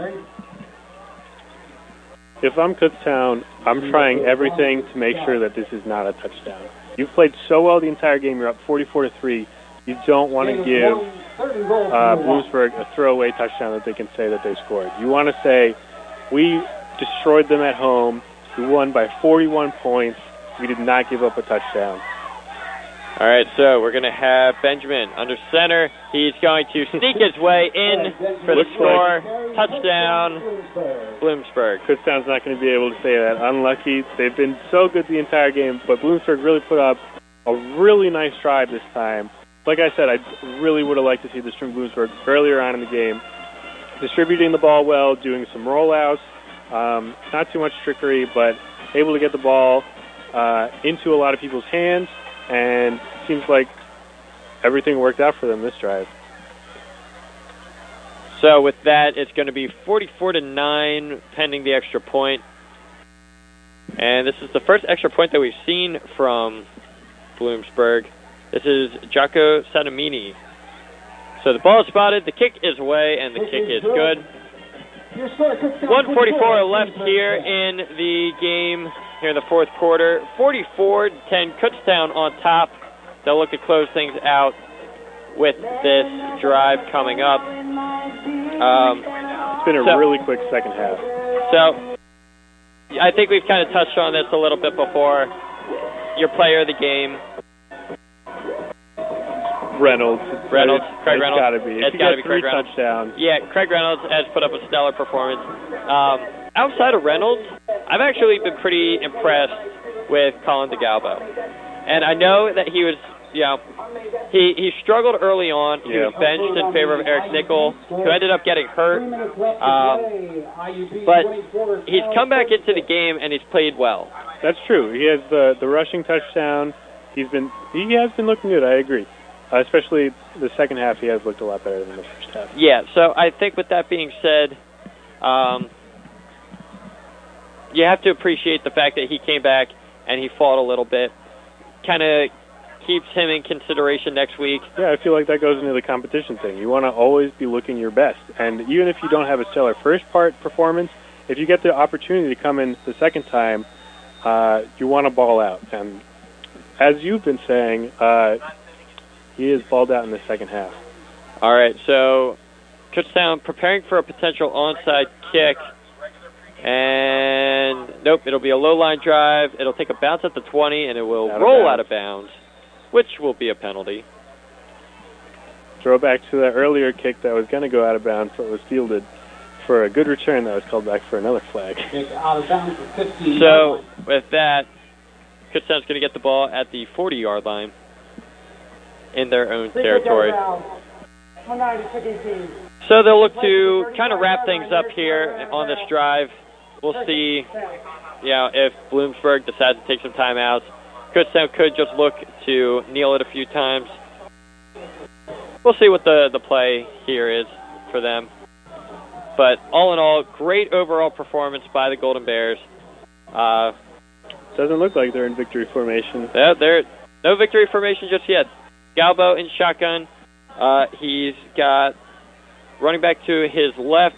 Handoff will go to him. It will be a short pickup of about 2. That's Keegan Harvin, the running back, number 28. I'm all for this. Get the ball to your freshman. Let him try it out. Keegan Harvin is a redshirt freshman. Probably some of his first touches at Kutztown. And if you have the opportunity, why not go for it? So, minute 15 now left in the game. DeGalbo in shotgun. He's got Harvin to his left again. Receiver to the far side, one receiver to the near side, and 2 tight ends on the field. 2nd and 8. They're going to let the clock run out. Pretty decent amount. Handoff goes to Harvin, and he'll be past the 40 and brought down at about the 41-yard line. That was a good battle there by Harvin. They'll mark him down at the 42. So let's get set up 3rd and about 3 now. 42 seconds left here in the game. First down would officially seal it for the Golden Bears. So I have DeGalbo in shotgun. Harvin to his right. Handoff goes to Harvin. Harvin makes a man miss.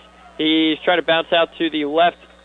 Looks like he can't quite do it. He's got to set up 4th down and 1. I love the effort there from Harvin. He reaches his hand out at the end of the play, and it looks like he gets the first down. Yep, ref just signaled for it.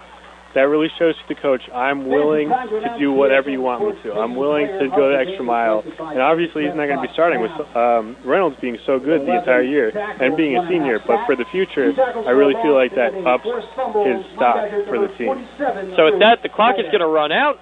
And your Golden Bears are now 4-0, 44-10 win over Bloomsburg. Big win here for the Kutztown University Golden Bears here on Family Night. And I got to say, overall, dominant win by the team. They look good. They did look good. They looked very good. All around, dominant Except performance. Maybe special teams a little bit. Special teams, a little bit of work there. The long snaps. Overall, dominant performance.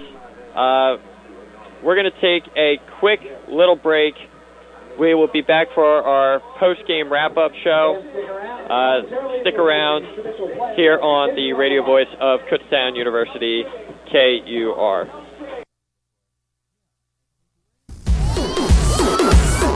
Hey, I think I know these guys. Yeah, I think I've heard this song before. Yeah, I think who are they again? Isn't this the new 21 Pilots record? You know, it sounds like it, but not quite. It's on the tip of my tongue. I think it's... You think you know who this is, but you don't. But if you tune in Mondays 2 to 4 to Unsung Underground, you can find out exactly who that is and many more artists just like it. How did you get in the studio? In addition to the online home for Kutztown University Athletics, KUBears.com, there are several ways to follow the Golden Bears through social media. Find out about KU Athletics on Twitter by following @KU Golden Bears. Become a fan on Facebook by searching for and liking Kutztown University Athletics. Finally, check out how to sign up for email and mobile phone updates at KUBears.com. Stay in touch with the Kutztown Golden Bears.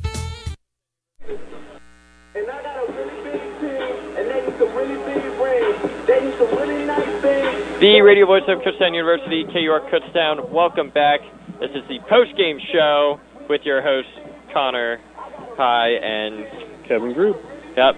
We just called the Kutztown University Golden Bears game. They won over the Bloomsburg University Huskies 44-10. Dominant showing all around in every facet of the game for the offense, for the defense. Special teams, they had the two miscues early on punts, but actually overall, I thought special teams play was really good for Kutztown, especially the kicking coverage on the kickoffs. I thought they did a tremendous job there of really getting to the ball quick there and limiting what Bloomsburg can do. Yeah, made sure Bloomsburg had long field position or regular field position at the 20 almost every time, which hurt Bloomsburg a lot. We saw, or as we heard, Bloomsburg really not able to put too many long drives at all. I think mostly they'd get one or two first downs and be stopped, if that. So that starting field position really meaning a lot for Bloomsburg and for Kutztown. So just to kind of give you some statistics here for the end of the game, Craig Reynolds, 18 rushes, 112 yards, 3 touchdowns, 6.2 average, dominant showing from him. Abdul Hassan Nablet, 9 rushes for 86 yards, an 8.9 average. Really strong showing from both the Kutztown running backs overall. And actually, as far as rushing yards go, Kutztown had 43 rushes for 200 yards. You're right. It's really important, but I just realized I won the penalties guess again. Did you? There was 12 total, and I said 13, and you said over.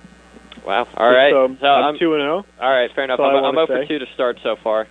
But yeah, like you were saying, really good job spreading out the ball, rushing, especially between Reynolds and Nablet. They both had excellent games. Nablet almost with a 10-yard average at 8.9. I guess it's closer to 9.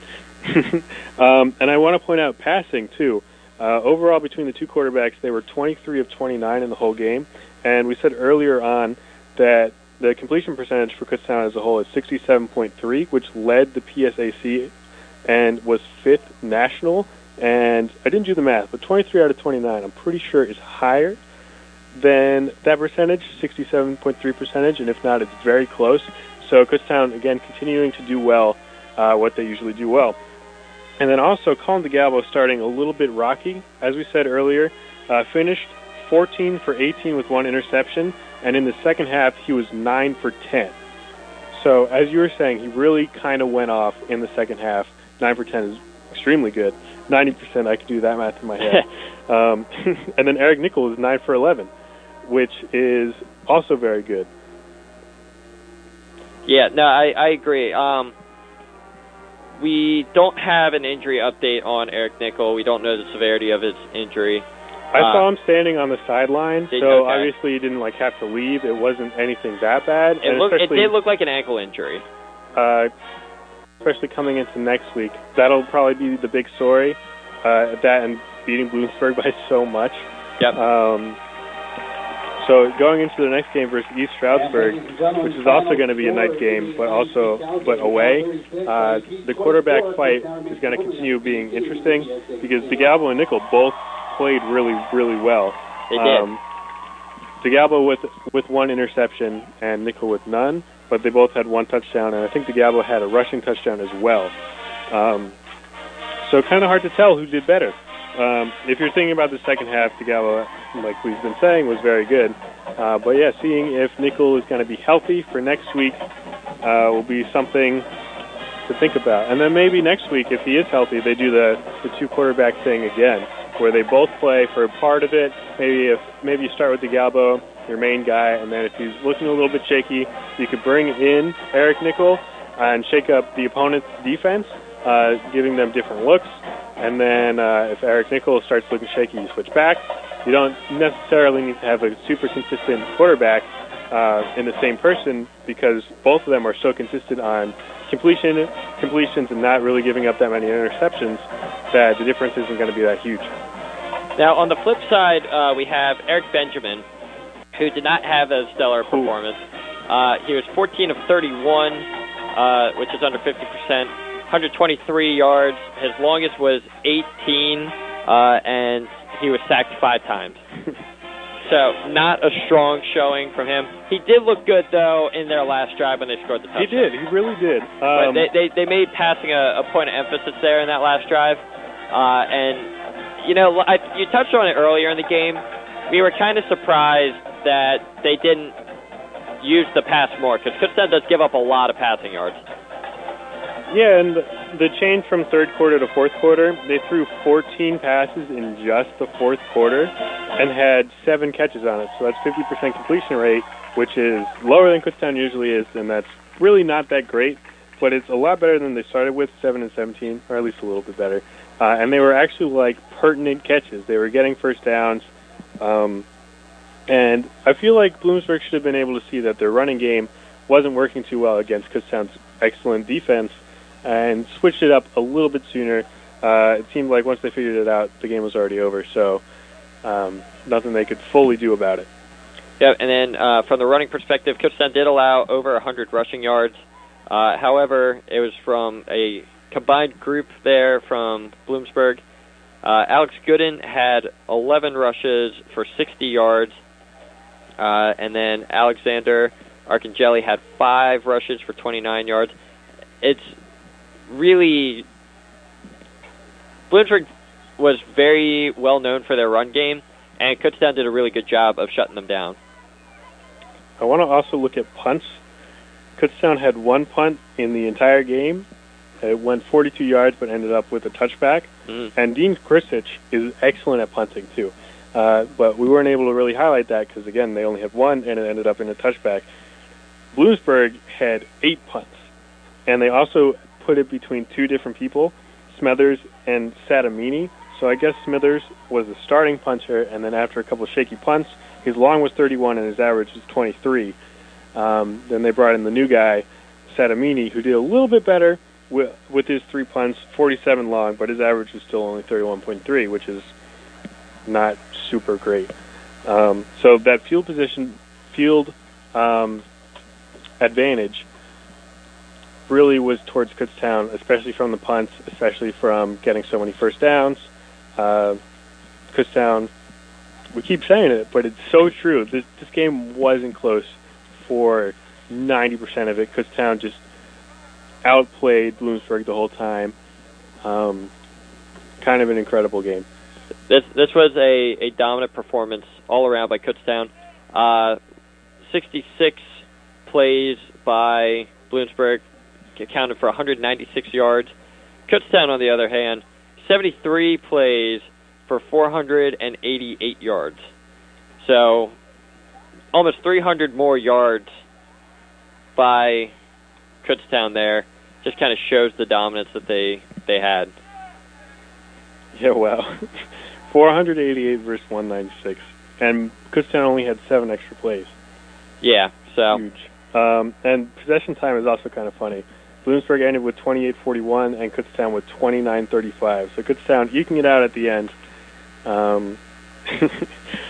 Also, red zone scores chances. That was another thing that Kutztown's really good at. Scoring when they get into the red zone. 91.7%, which leads the PSAC.